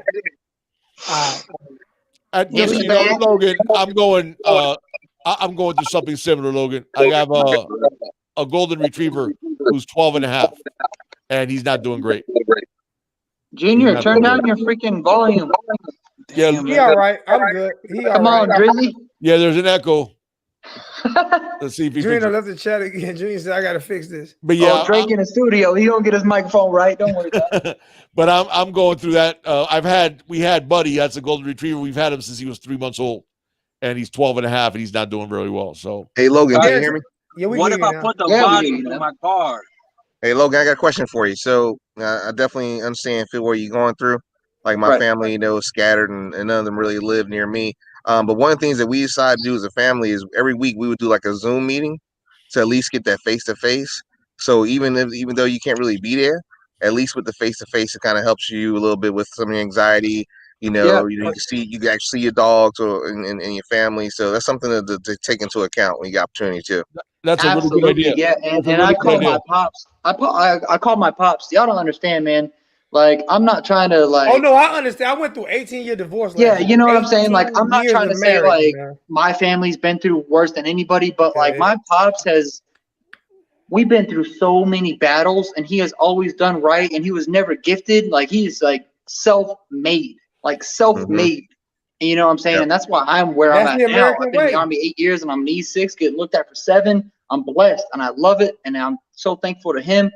But yeah, I call my pops every day on video, you know, when he's not working. Awesome. But it's a big thing is he works a lot, so it's really hard to talk to him, you know. And then when I do get to talk to him, it's like work all day, come home, help the wife cook, help the wife clean, whatever it may be, dishes, laundry, and it's just like, and then you reset and do it again the next day, and it gets tiring, you know. It does, you know. This is probably one of the most. This is probably one of the most satisfying shows I ever did in my life. I love it, just hanging out and talking with you guys. This is crazy. I know Junior has. What did you have to say, Junior, before you got off? What up, Drizzy?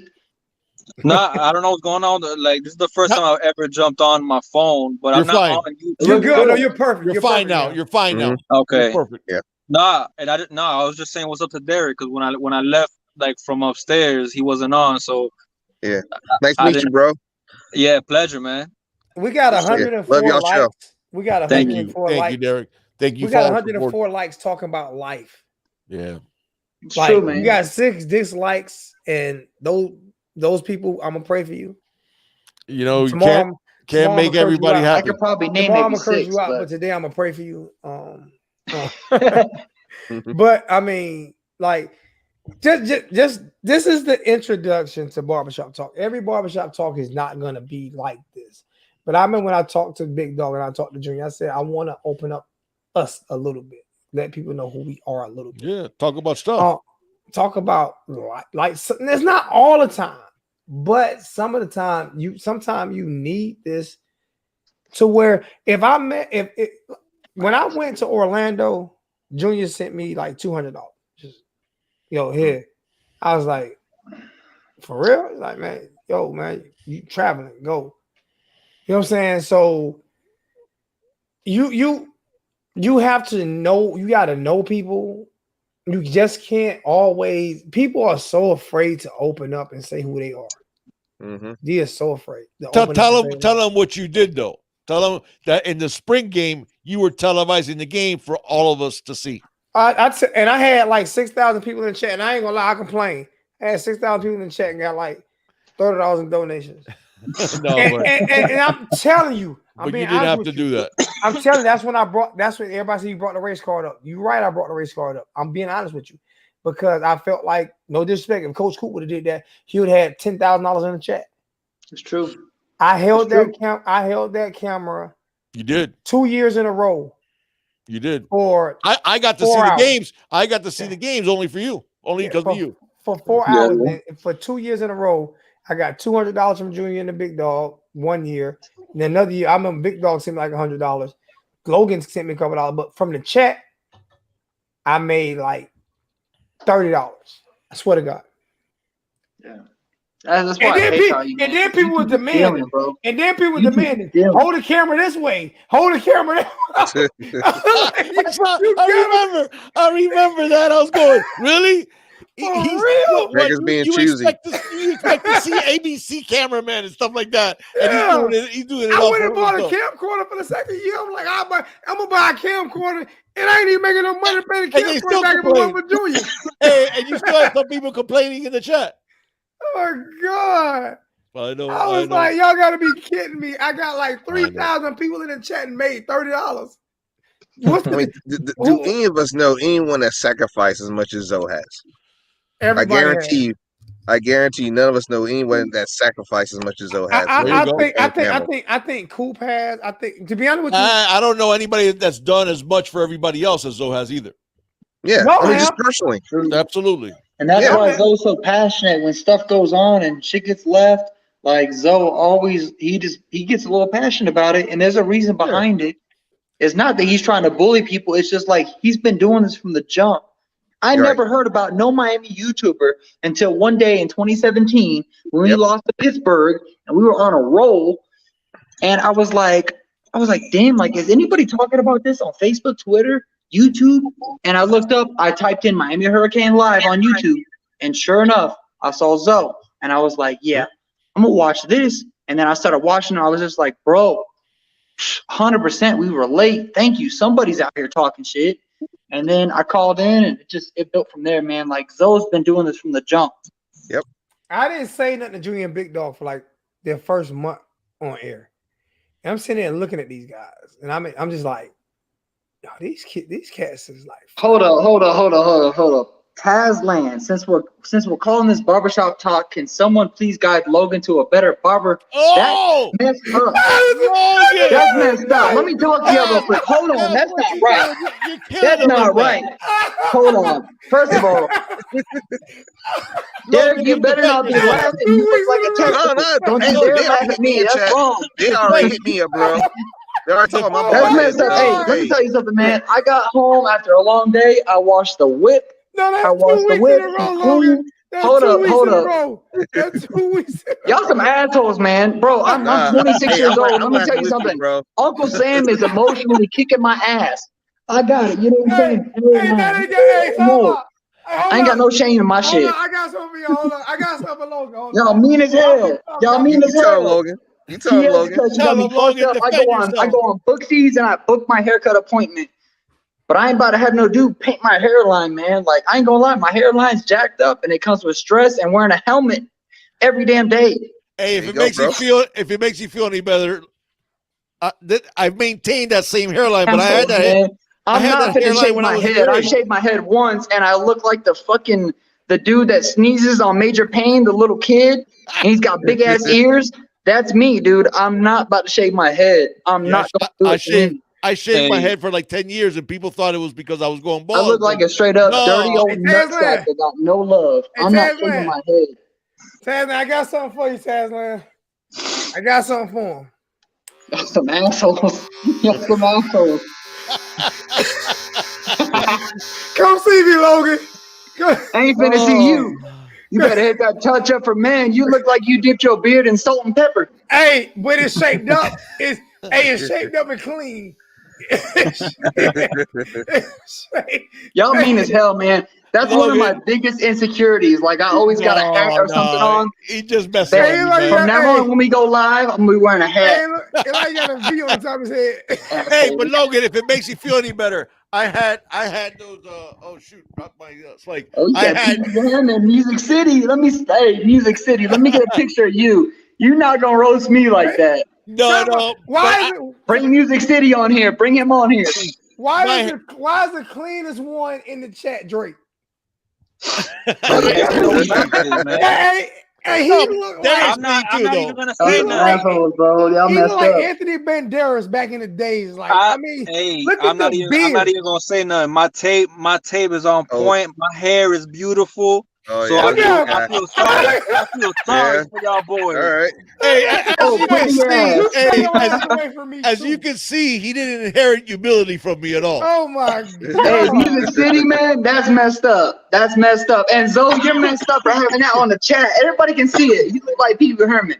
Hey, man, Music City, I can't see you that well. I love comedy, but your profile picture look like you just saw a ghost. Hey, and they wireless. I can actually throw them to you from here. Hey, at the end of the day, my hairline may suck, but at least I'm not 5'9" with a 9.5 shoe. Hey, I understand that. Oh man, shots again fired. I understand that. Fired. You look like a shark right now. You got a shark fan. You're a Dolphins fan.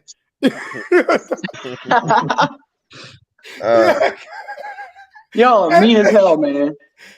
Dude, don't the military give away free haircuts? For all the people, if there's people here that are MMA fans, I'm watching Kevin Holland taking on Joaquin Buckley, and them dudes are throwing bombs. That's what we're doing next week on Junior and Big Dog's channel next week. We're gonna watch a fight, and we're just gonna sit there and talk about the fight. Yeah. We're gonna talk about the fight. with no politics. Derrick, no are you a fight fan? You like MMA? Yeah, Good. I like it. I don't know all the characters and major players, but I'll definitely I like watching it. Steve y'all heard him. Steve Miocic fights Daniel Cormier next week, next Saturday. Oh, Derrick got to get a little smoke tonight too. Bro. Y'all can tell he was raised by the Huxtables, right? Hey, I'm gonna throw a question. Y'all can tell y'all can tell he was raised by the Huxtables, right? I don't know all the characters and everything, but I can get into it. This guy. He was a Cosby.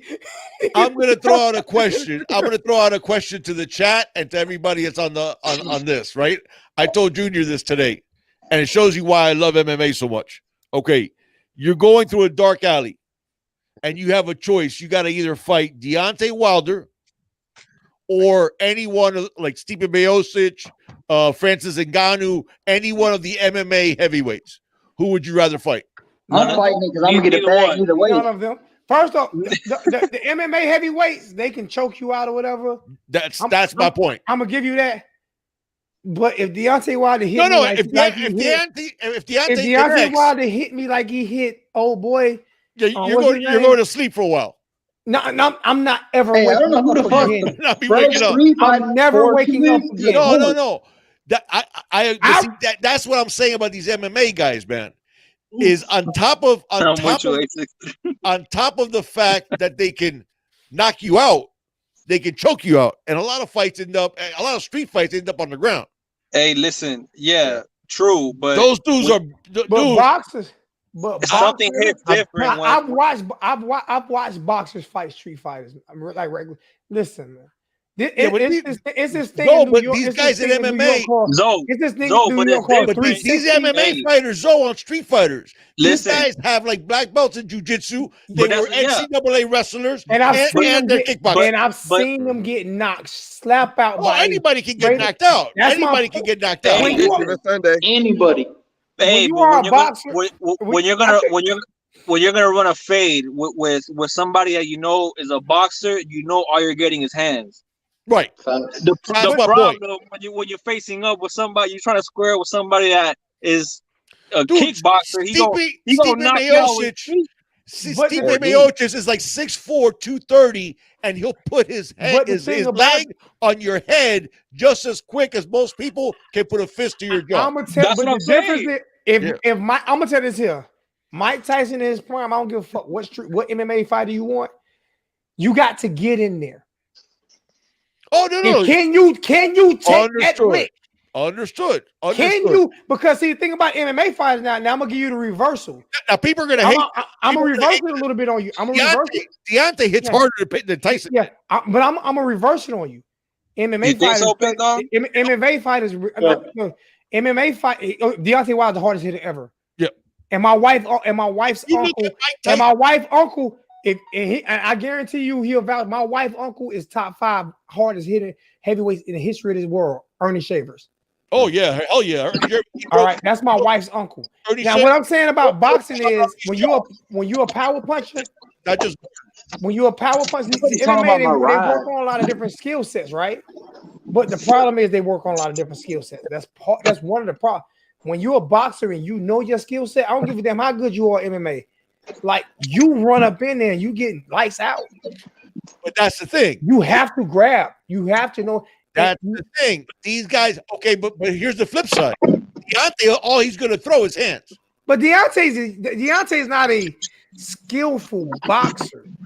Like he's not. I tell you what, you take one of those skillful boxers and tell them they can do anything they want against the weight class. They can do whatever they want against Bud, and I'll take Bud. So listen, I'll take Bud. I'll give you an easy thing that's a common thing in MMA: leg kicks.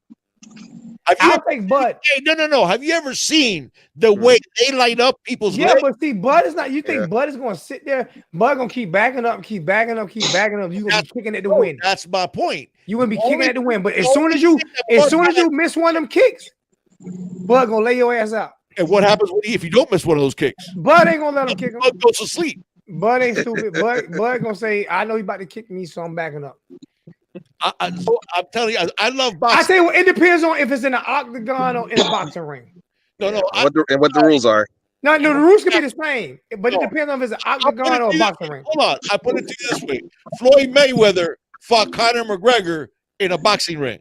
How come you don't? How come you don't want Conor McGregor in the octagon? Because exactly. Because don't matter. It don't matter. No. First off, I'm a big money fan. Conor called his ass out, and he had it coming. Floyd got 2 broke hands. His hands been. This is why he became a defensive fighter. He has 2 broke hands. I get it. So he has no power. Conor McGregor, tell Conor McGregor to pick on Jamal Crawford. No, I love boxing. Don't get me wrong. Don't get it twisted. I love boxing. Okay. But MMA is at a whole different level. Dude, I saw there's a guy named Jarcinho Rosenstrike, right? This guy, MMA isn't as rigged as boxing is anymore either. That's true. Oh, I don't know because I watch a lot of MMA too, and your boy's a crook. No, yeah, but Zoe, listen. Boxing has always been rigged. If you're an MMA fan, I love MMA. This is what I'm saying about being rigged. Okay, we waited 10 years for Floyd Mayweather to fight Pacquiao. Okay. Because that was Pacquiao was juicing. He still stopped juicing. That's not bullshit. That's bullshit. He was juicing. Pacquiao was juicing. I'm not saying was juicing. He ain't that he wasn't juicing. I can say this here.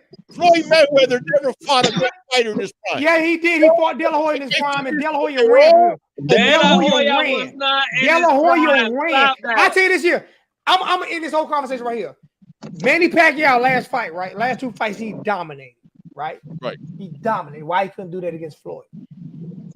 Why he couldn't do it against Floyd? Why he couldn't do it against Floyd? He dominated. Floyd is one of the best boxers ever. I'm not taking that away from him. I hate this defensive fighter in the history. He makes boxers look stupid. The problem with Manny is Manny's punch too much. Floyd slips some punches. Matter of fact, I tell you what, he fought what's your boy, the Mexican? Yeah, exactly. When did he fight Canelo? He fought Canelo on the come up. He make, you know what? You can't. Floyd not gonna get credit either way he fought. No. Yeah. Floyd Mayweather beat Pacquiao for 5 years. Pacquiao lost. Floyd. But my point, anyways, the point wasn't about Mayweather. My point was in MMA, if you want to see a fight, you see it immediately. If you want to see a fight, they take the greatest, the 2 guys, and they put them in there like that. They don't do it like that no more.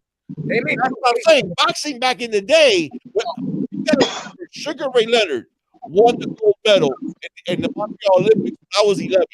So I saw literally every single, that's my favorite fighter of all time. I saw every single fight of his entire career. I love boxing, but what did we have back then? Sugar Ray fought Tommy Hearns 3 times. He fought Roberto Duran. He fought Wilfred Rodriguez. They all fought each other all the time. Nowadays, boxing has gotten to the point that you got to wait 3 years for one fight. You know why? Because they have these different promotions. That's the problem. Can I address something in the chat real quick? A lot of people always comment on my cars. Get out in my car for once. Y'all get to get it.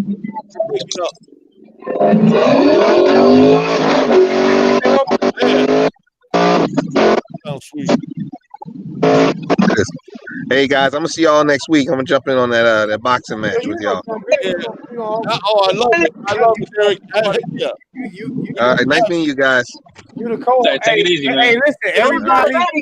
Don't jump out yet. Everybody, y'all pay attention to Derrick Mobley. To be honest with you, the inspiration behind Derrick Mobley coming over to 1219 channel was inspired by Junior and the Big Dog. The way they do their show, and I really needed somebody because they're Junior and Big Dog. Y'all don't realize they're opposite, but they're the same.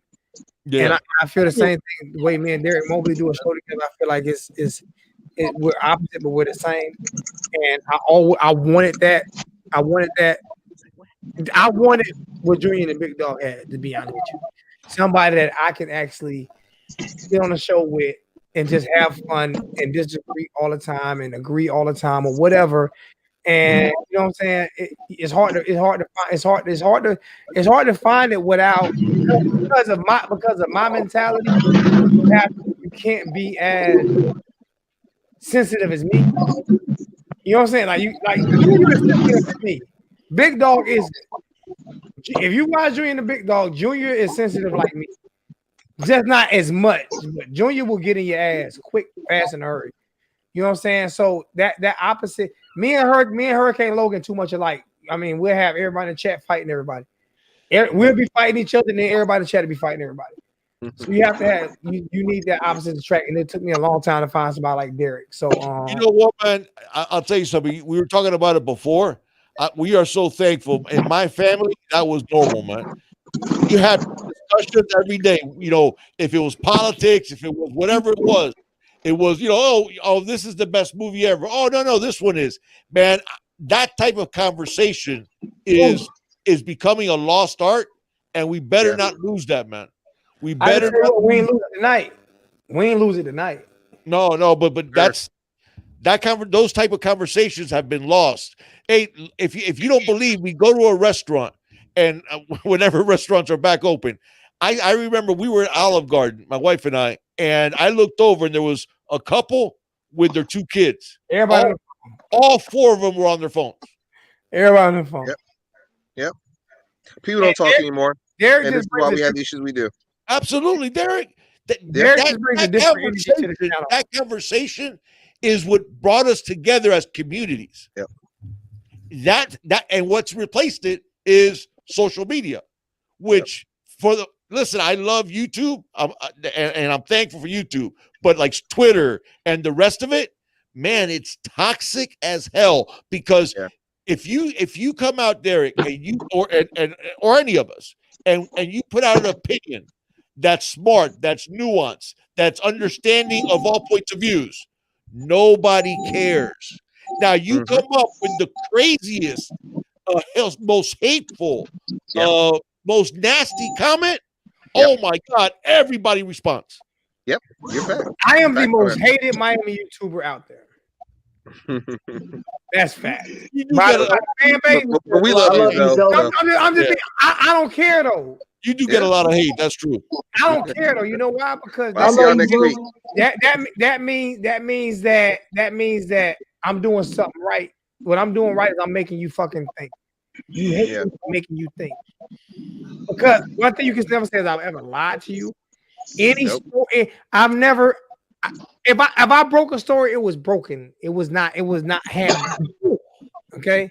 If I got a fact, it was a fact. I've never. So, and if people, you can't control the schedule, it's not about me controlling the schedule. It's about respecting other people's time.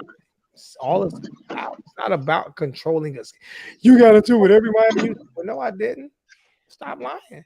No, I didn't. But at the same time, I told somebody today, and I actually humbled myself on this right here. I said, you know what, man? You can say what you want to say about me. I'm this, I'm that. But one thing I can say for myself, I'm gonna give myself props on this. You have so many great Miami YouTubers doing live videos today because I started this shit. You got different ways too. Like if you look at a guy like Coop, and then a guy like Junior and the Big Dog, and then a guy like it's literally so different. Like the way Coop carries himself, like Junior and the Big Dog, it's all Miami talk. Here it's like, yo, like you can talk your shit, we gonna talk it, and then it's Miami Hurricane talk. And then you got Coop, it's like straight up humble Miami talk. I love these Miami YouTubers, bro. I really do. I really do. It's so diverse. Guys, I can't remember the last time I watched a TV show. I'm serious. Like a TV show. I find what's on YouTube is a lot more entertaining than a lot of what's on TV nowadays. I watch Snap. It's true. I don't want no woman to kill me, so I try to figure out what not to do. All right, I'm gonna see you guys next week. All right. Have a good one, Derrick. All right, Derrick. You take care, man. Have a good week. Good talking to y'all. Good seeing your bald head ass. At least I got a haircut. Hey, it's amazing. It's fun. And to be honest with you, I don't want to take credit for other people's success. The success that you got, you earned and you deserved. If I sent people over there, don't hear me. If I sent people over there, you weren't good, then would it have? Thank you. But at the same time, they wouldn't have known who we were. Yeah, I mean, you guys are great, and you great people. You. Even with Paul, I think what got me with Paul was first. Like I say, I never disrespect anyone's time, and you did that to me last week to try to break a story that didn't get broke. And if Haitian Kane was on here, he would tell you that the guy's parents were upset with that.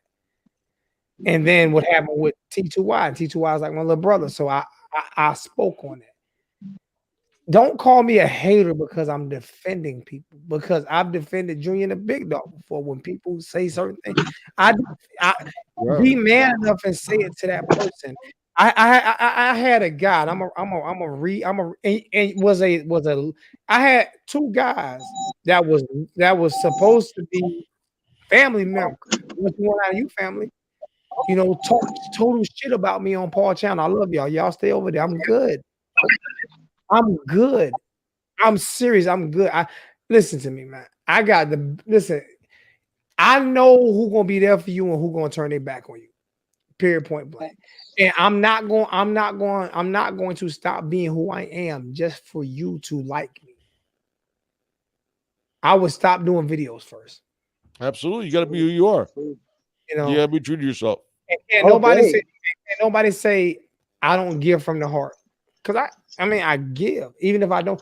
Last year I went through one of the roughest times of my life. 18-year marriage. 18-year marriage, $40,000 cash. Went to my wife, almost lost my house, almost lost everything. And God had me. That's right. You see what I'm saying? So you can't stop what God has for me. Damn right, never. You can't. You can hate. You can do whatever you want. You can say Zoe is this. He started. You cannot stop what God already planned for me. Is Junior still on? He jumped off. I don't know when. I think he might have when he got the baby. He got a studio recording. Okay, because he has a tattoo that says exactly that. He says, "With God, with Him, who against me?" I will show y'all my tattoo. I got a real question, real quick. Anybody got Kane's tattoos up in here? I got mine. And I got a tattoo. I got a tattoo on me right now. You can't see it because I'm too black, but I got a tattoo on me right now that says only God can judge me. You damn right. You can judge, but only person that really can judge me is God. That's it. I play jokes on people all the time about Jesus. I play jokes on people. I'd be like, if you're a racist, right? What's gonna happen to you? This is my joke. If you're a racist person, you're gonna get it. No, you're not gonna get it. If you're a racist person, God is gonna play a trick on you. If you hate Muslims, God gonna come to you looking like Bin Laden. If you hate white people, God's gonna come to you looking at you like probably like Hitler or somebody. Whoever you hate, that's who God is gonna come looking like. That's who's gonna be face to face with you. So now it's gonna be because God says you love everybody. You might not agree with everybody, but you love everybody. He deals with that. That's not something you deal with. Do you know what I've learned as I've gotten older? Can I say something real quick? Can we get T2Y in the chat real quick? T2Y jump up in here? I'd love to see T2Y up in here, bro. He's fishing. We tried to get him. He's fishing. Okay. I'll tell you, when I was younger, I hated people that were bigoted and they exhibited that in their life. As I've gotten older, I feel sorry for them because the world that they live in is a lot less wonderful than the world I live in. You understand what I'm saying? Because they are limiting themselves from a host of experiences and a host of people that would enrich their lives. And so now when you see people like that, I feel sorry for them because I would hate to live in the world that they live. because the world that they live is full of hatred. The world that I live, I don't have any hatred. And you know that's the one thing that I remember when I first started voting. You voted as a Republican, as a Democrat, or as an independent. Social media turned it into a race war.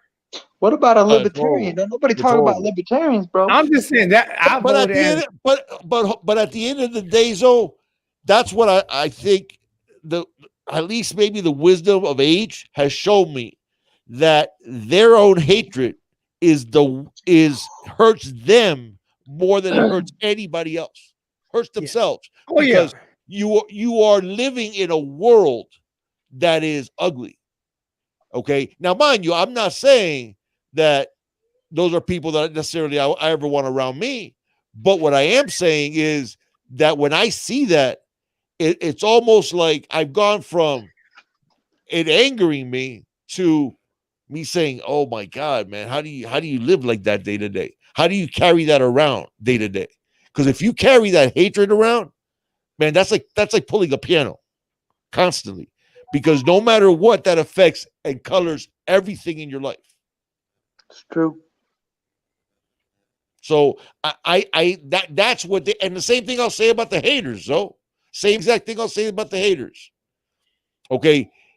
No matter what discomfort they make you feel in the moment, oh my God, are their lives just consumed? Because you see it, man. You see it on social media because you have the anonymity of the keyboard. So you'll share something with you, and you'll get 10 really nice responses from people that care about you, and then you get that 11th response. Yep. Okay. We have 7 dislikes in the chat where we talking about love and honesty. There you go. That's there you crazy. go. That means you're a miserable person, man. Now I got to lighten the mood a little bit. Did y'all see what Taz, we do. Did y'all see what Taz put in the chat? What did he put? If God, what he said, is what people you hate, then he's gonna be a no. Hey, Taz, to me, he'll be a gator. To me, he'll be a gator. Oh my God. He's gonna be a gator on the recruiting trail. You want to know? You know what's gonna happen to me? I'll tell you what's gonna happen to me. If that is true, Steve Spurrier, as soon as I die, Steve Spurrier is gonna show up. No, because that's the dude that I most hate in college football, man. You don't understand the hatred I have for Steve Spurrier. I have the hatred for Notre Dame. And Lou Holtz. I hate Lou Holtz like a motherfucker. I do. Lou Holtz always spitting. If we're opening up, no, you want to know the person I hate the most in terms of a commentator is Paul Feinbaum. Oh, yeah. Oh, my God. Yeah, bro, he called us a third world program. Fuck that motherfucker. We all going to Fuck hell. If we got to deal with people, we going to hell, man. Yeah, man. That's funny, Taz. That's funny. So yeah, I hadn't thought about that. You're right. My if that's true, my God's gonna show up with Steve. It'll be Steve Spurrier with a gator hat on. Oh my God, this is like, I don't know, man. It's even hard to get off, man, because we've been on for 2 hours and 48 minutes. Yeah, and I probably have to hop off here in a second. Let's get 3 more minutes. We go. No, I got my little guy. I always put him to bed. My 7-year-old. I saw my daughter today. I ain't seen my daughter all day. But listen, man. Listen. Damn, if I had YouTubers, I go live after this. Get you one. I ain't got it, dude. I ain't got it. No, ain't nobody trying to show me no love. I would. I'd love to do that, though. I would love to, bro. I do it just like you do it. Anybody, I don't care who you are in the chat. I'm bringing you on my show. Awesome. Listen, hey, listen. T2Y taught me this. T2, Junior set this up. Junior set up my whole channel, and T2Y showed me all the links. It's true. Period. Yeah. And so I mean, it's because they listen. You got guys that still believe in you, man. So I mean, I know. That's another thing too. Is people need to, and I'm the same way. You know, I don't go back and forth with the comment section as much as, and I need to get back on that, and I will. But I noticed it that if I got 20 good comments and I got one nasty one, I let it ruin my day. That's why I'm not on Twitter very much at all. True. And, and then I said, you know what? That's stupid. That's stupid. That's not, because, and I let it ruin my day because it was at the end of the day, we're trying to put together the best show we can. And we put in work and we do research. Y'all touching me, man. You go from roasting my hairline to, yo, I subscribe to you. Bet. Bet. Because you're a good person with a fucked up hairline. All right. And you're a good person with a fucked up light. There you go. Asshole. You done got me 10 times a day. I'm allowed one. Man. You done got me. Listen, man. I'm allowed one. I love you guys, and to me, and the people on the chat also, man. You guys have really enriched my life, and the chat is love for us. Oh, the that's love, our likes, that's our viewers, dude. The love that we get, man, and that's why I want to get involved so bad in the YouTube game. It's because I don't want to get no likes. I don't give a fuck about no viewers.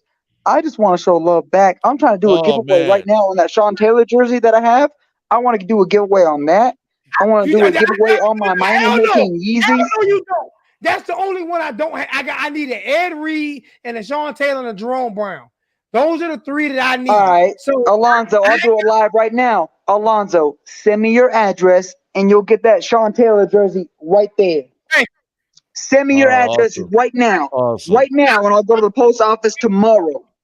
Hey, I'm gonna put I'm scared to put my phone number in the chat. Oh my God, I'm scared to put it. Send me it on Twitter. I got you on Twitter. I got you.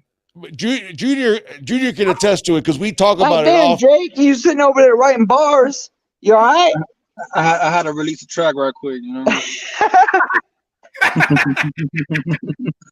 Hey, hope it ain't no diss track, man. Hope it ain't no diss track. I'm about to go trending. I didn't know if Bill was going to recover from that shit. I didn't know if Meek was going.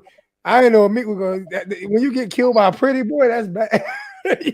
Oh man, hell no. Fan. Oh my God. Hey, but I just jumped back on, man, because I gotta go ahead and head upstairs and put these kiddos to sleep, man. Oh yeah, we know. Bro, hey, listen, I call before you go. I call little bro today, man. I said, little bro, man, I need your help. And he said, I gotta watch the kids, but we'll make something happen. Of course. Thank you. You already know, man. Oh, we love it. We love it. We love it. And you would do the same. You would do the same for me and the big dog. You would do the same for anybody else, man. So. But it's a little different, man, because I told you, man, you guys, man, like always from day one, always show love, and I could never thank you guys enough on some real shit. Yeah. No problem. Me and Big Dog are very genuine, man. I love him to death. Thank you. It's like close family. I've had long conversations with everybody on the chat, but like I love y'all, man. Y'all are family, like family. I do anything Same for y'all. here, Logan. Same here. And I'll tell you, Junior and I have talked about this off air, and it's the 100% truth. When the idea, and I know probably people in the chat have heard this before, and maybe they're tired of hearing it, but I just have to say it. When we started doing this, just being able to do this with my son, who we're really close to, but now he lives in Florida and I live in Ohio, and I don't get to spend anywhere near the time I'd like to. Getting to do this with him was a blessing, and I knew I was going to enjoy it. What surprised me in a wonderful way, and it's enriched my life in a wonderful way, is the relationships I've developed with Zoe, with Logan, with people in the chat, and the things, the great things you guys say and the great support that you give us. I never take that for granted because it's an unexpected kindness, and it has enriched my life greatly, and it's a blessing, man. And I just want to say that true, that I'm thankful. I'm thankful to God, and I'm thankful for all the Canes fam. You guys have enriched my life greatly, and the same in Zoe. Like I said, you, Logan, the support that we've gotten, man, is a blessing. It's all love, man. At the end of the day, we're all family, and we got to work together. Even the people in the chat, it doesn't matter who's on the YouTube and who's on the show. the chat is the biggest family and why we're here. Absolutely. And Absolutely. they deserve that love and they're the give back backbone more than anybody. And that's why I love Zoe so much, because he always gives back to the chat. And I want to start my channel up. I do. I really do. I want to start up StreamYard. I got my laptop built. And I want to get that going, man, and get people. I want everybody. If anybody wants to jump in the chat, jump in there, and I'm going to show you love, man. We're going to talk our shit all day. I'm gonna say this, hey, Junior. I'm gonna say this, and I'm gonna let everybody go. I know Junior got things to do, so I'm gonna go and end it in like a good 30-second, maybe 1 minute. A63 first week on A63. Me and A63 went through a lot, and when that Kobe Bryant situation, he knew how big a Kobe Bryant fan I was. Junior was too. He gave me a hug in the chat. Liberty City boy, when I went to Atlanta. And when he came to Orlando, his wife took care of my daughter the whole time I was there. His wife took care of my daughter the whole time in Orlando. I mean, the whole time in Atlanta. I ain't seen my daughter for like 4 hours. You know, his wife took care of my daughter. Dude. He's a and great Liberty City boy, if somebody blinked at me, he was ready to choke him out. He's a really good guy. And that's my big bro. I always call him my big bro to the death. Hurricane Logan, we went through so much shit. And never ended our friendship. Honestly, Zoe, I know you're speaking your piece too, but like what we went through, man, Hurricane Logan. It happened, and I'm glad it happened. I love you, bro. I'm glad it happened. I love you too. Hurricane Maverick never misses a show. Always on Facebook. Everything. Music City Kane went to Africa for 18 years and came back to the chat. You know what I'm saying? We've just found him. I donated chain him 18 years ago. He just came back to the chat. You know what I'm saying? But he was blocked for some reason because of what happened last year. And with Junior the Big Dog, like for real, I'm half Cuban now. That's right. Okay, I'm serious. I'm Jamaican. That's right. I'm Jamaican. I'm full-blooded Choctaw. I'm Jamaican. I'm Choctaw, and I'm half Cuban now. And Junior kids are my nieces and nephews. That's how I feel. Big Dog is my big dog is my big brother, and Junior's my nephew, and that's how I feel. And that'll never change. Nothing will ever change that. If I ended this show tonight. If this was my last show tonight, which is not, but if this was my last show tonight, the show that I would be in the most would be Junior the Big Dog, T2Y, and then Logan started his channel. And the reason is because it's not because of money on what they did for me, helped me financially. It's not because of you know what I'm saying, just talking love. You have, if anybody really have experienced love, you feel it. Big fact. You feel it. You don't, it's not something you talk about. Yeah. When I say Liberty City Boy is my big brother, I that's my favorite saying. Blood does not make you family. Family makes you family, never, bro. Absolutely. And when I say I will put my life on the line for people, there are certain people I put my life on the line for. 3 of them in the chat right now. It's a few of them. It's a few of them in the 3 of them on the screen right now. There's a few of them in the chat right now. If somebody told me today that somebody was running down, I ain't worried about Logan. Logan got 100,000 guns. But if somebody told me today that somebody was running down on Drake, as long as it ain't the one from Canada, I'm gonna be in Florida today. If anything happened to Big Dog, anything bad, I would lose my fucking mind. It's true. So, right back at you, man. That's love. So for all the people who don't like any of us or respect any of us, like you know, like G Money said, we all we got. Absolutely, we all we got, man. We have each other. And I'm gonna end it on that. Next week we gonna watch. Perfectly said. MMA next week on Junior the Big Dog channel. And I told Junior wasn't on here when I said this. Junior set this whole StreamYard up. He did not have to do that. T2Y showed me how to put the link in the chat. He didn't have to do that. the wholesome one, brought a lot of intelligence to me. He didn't have to do that.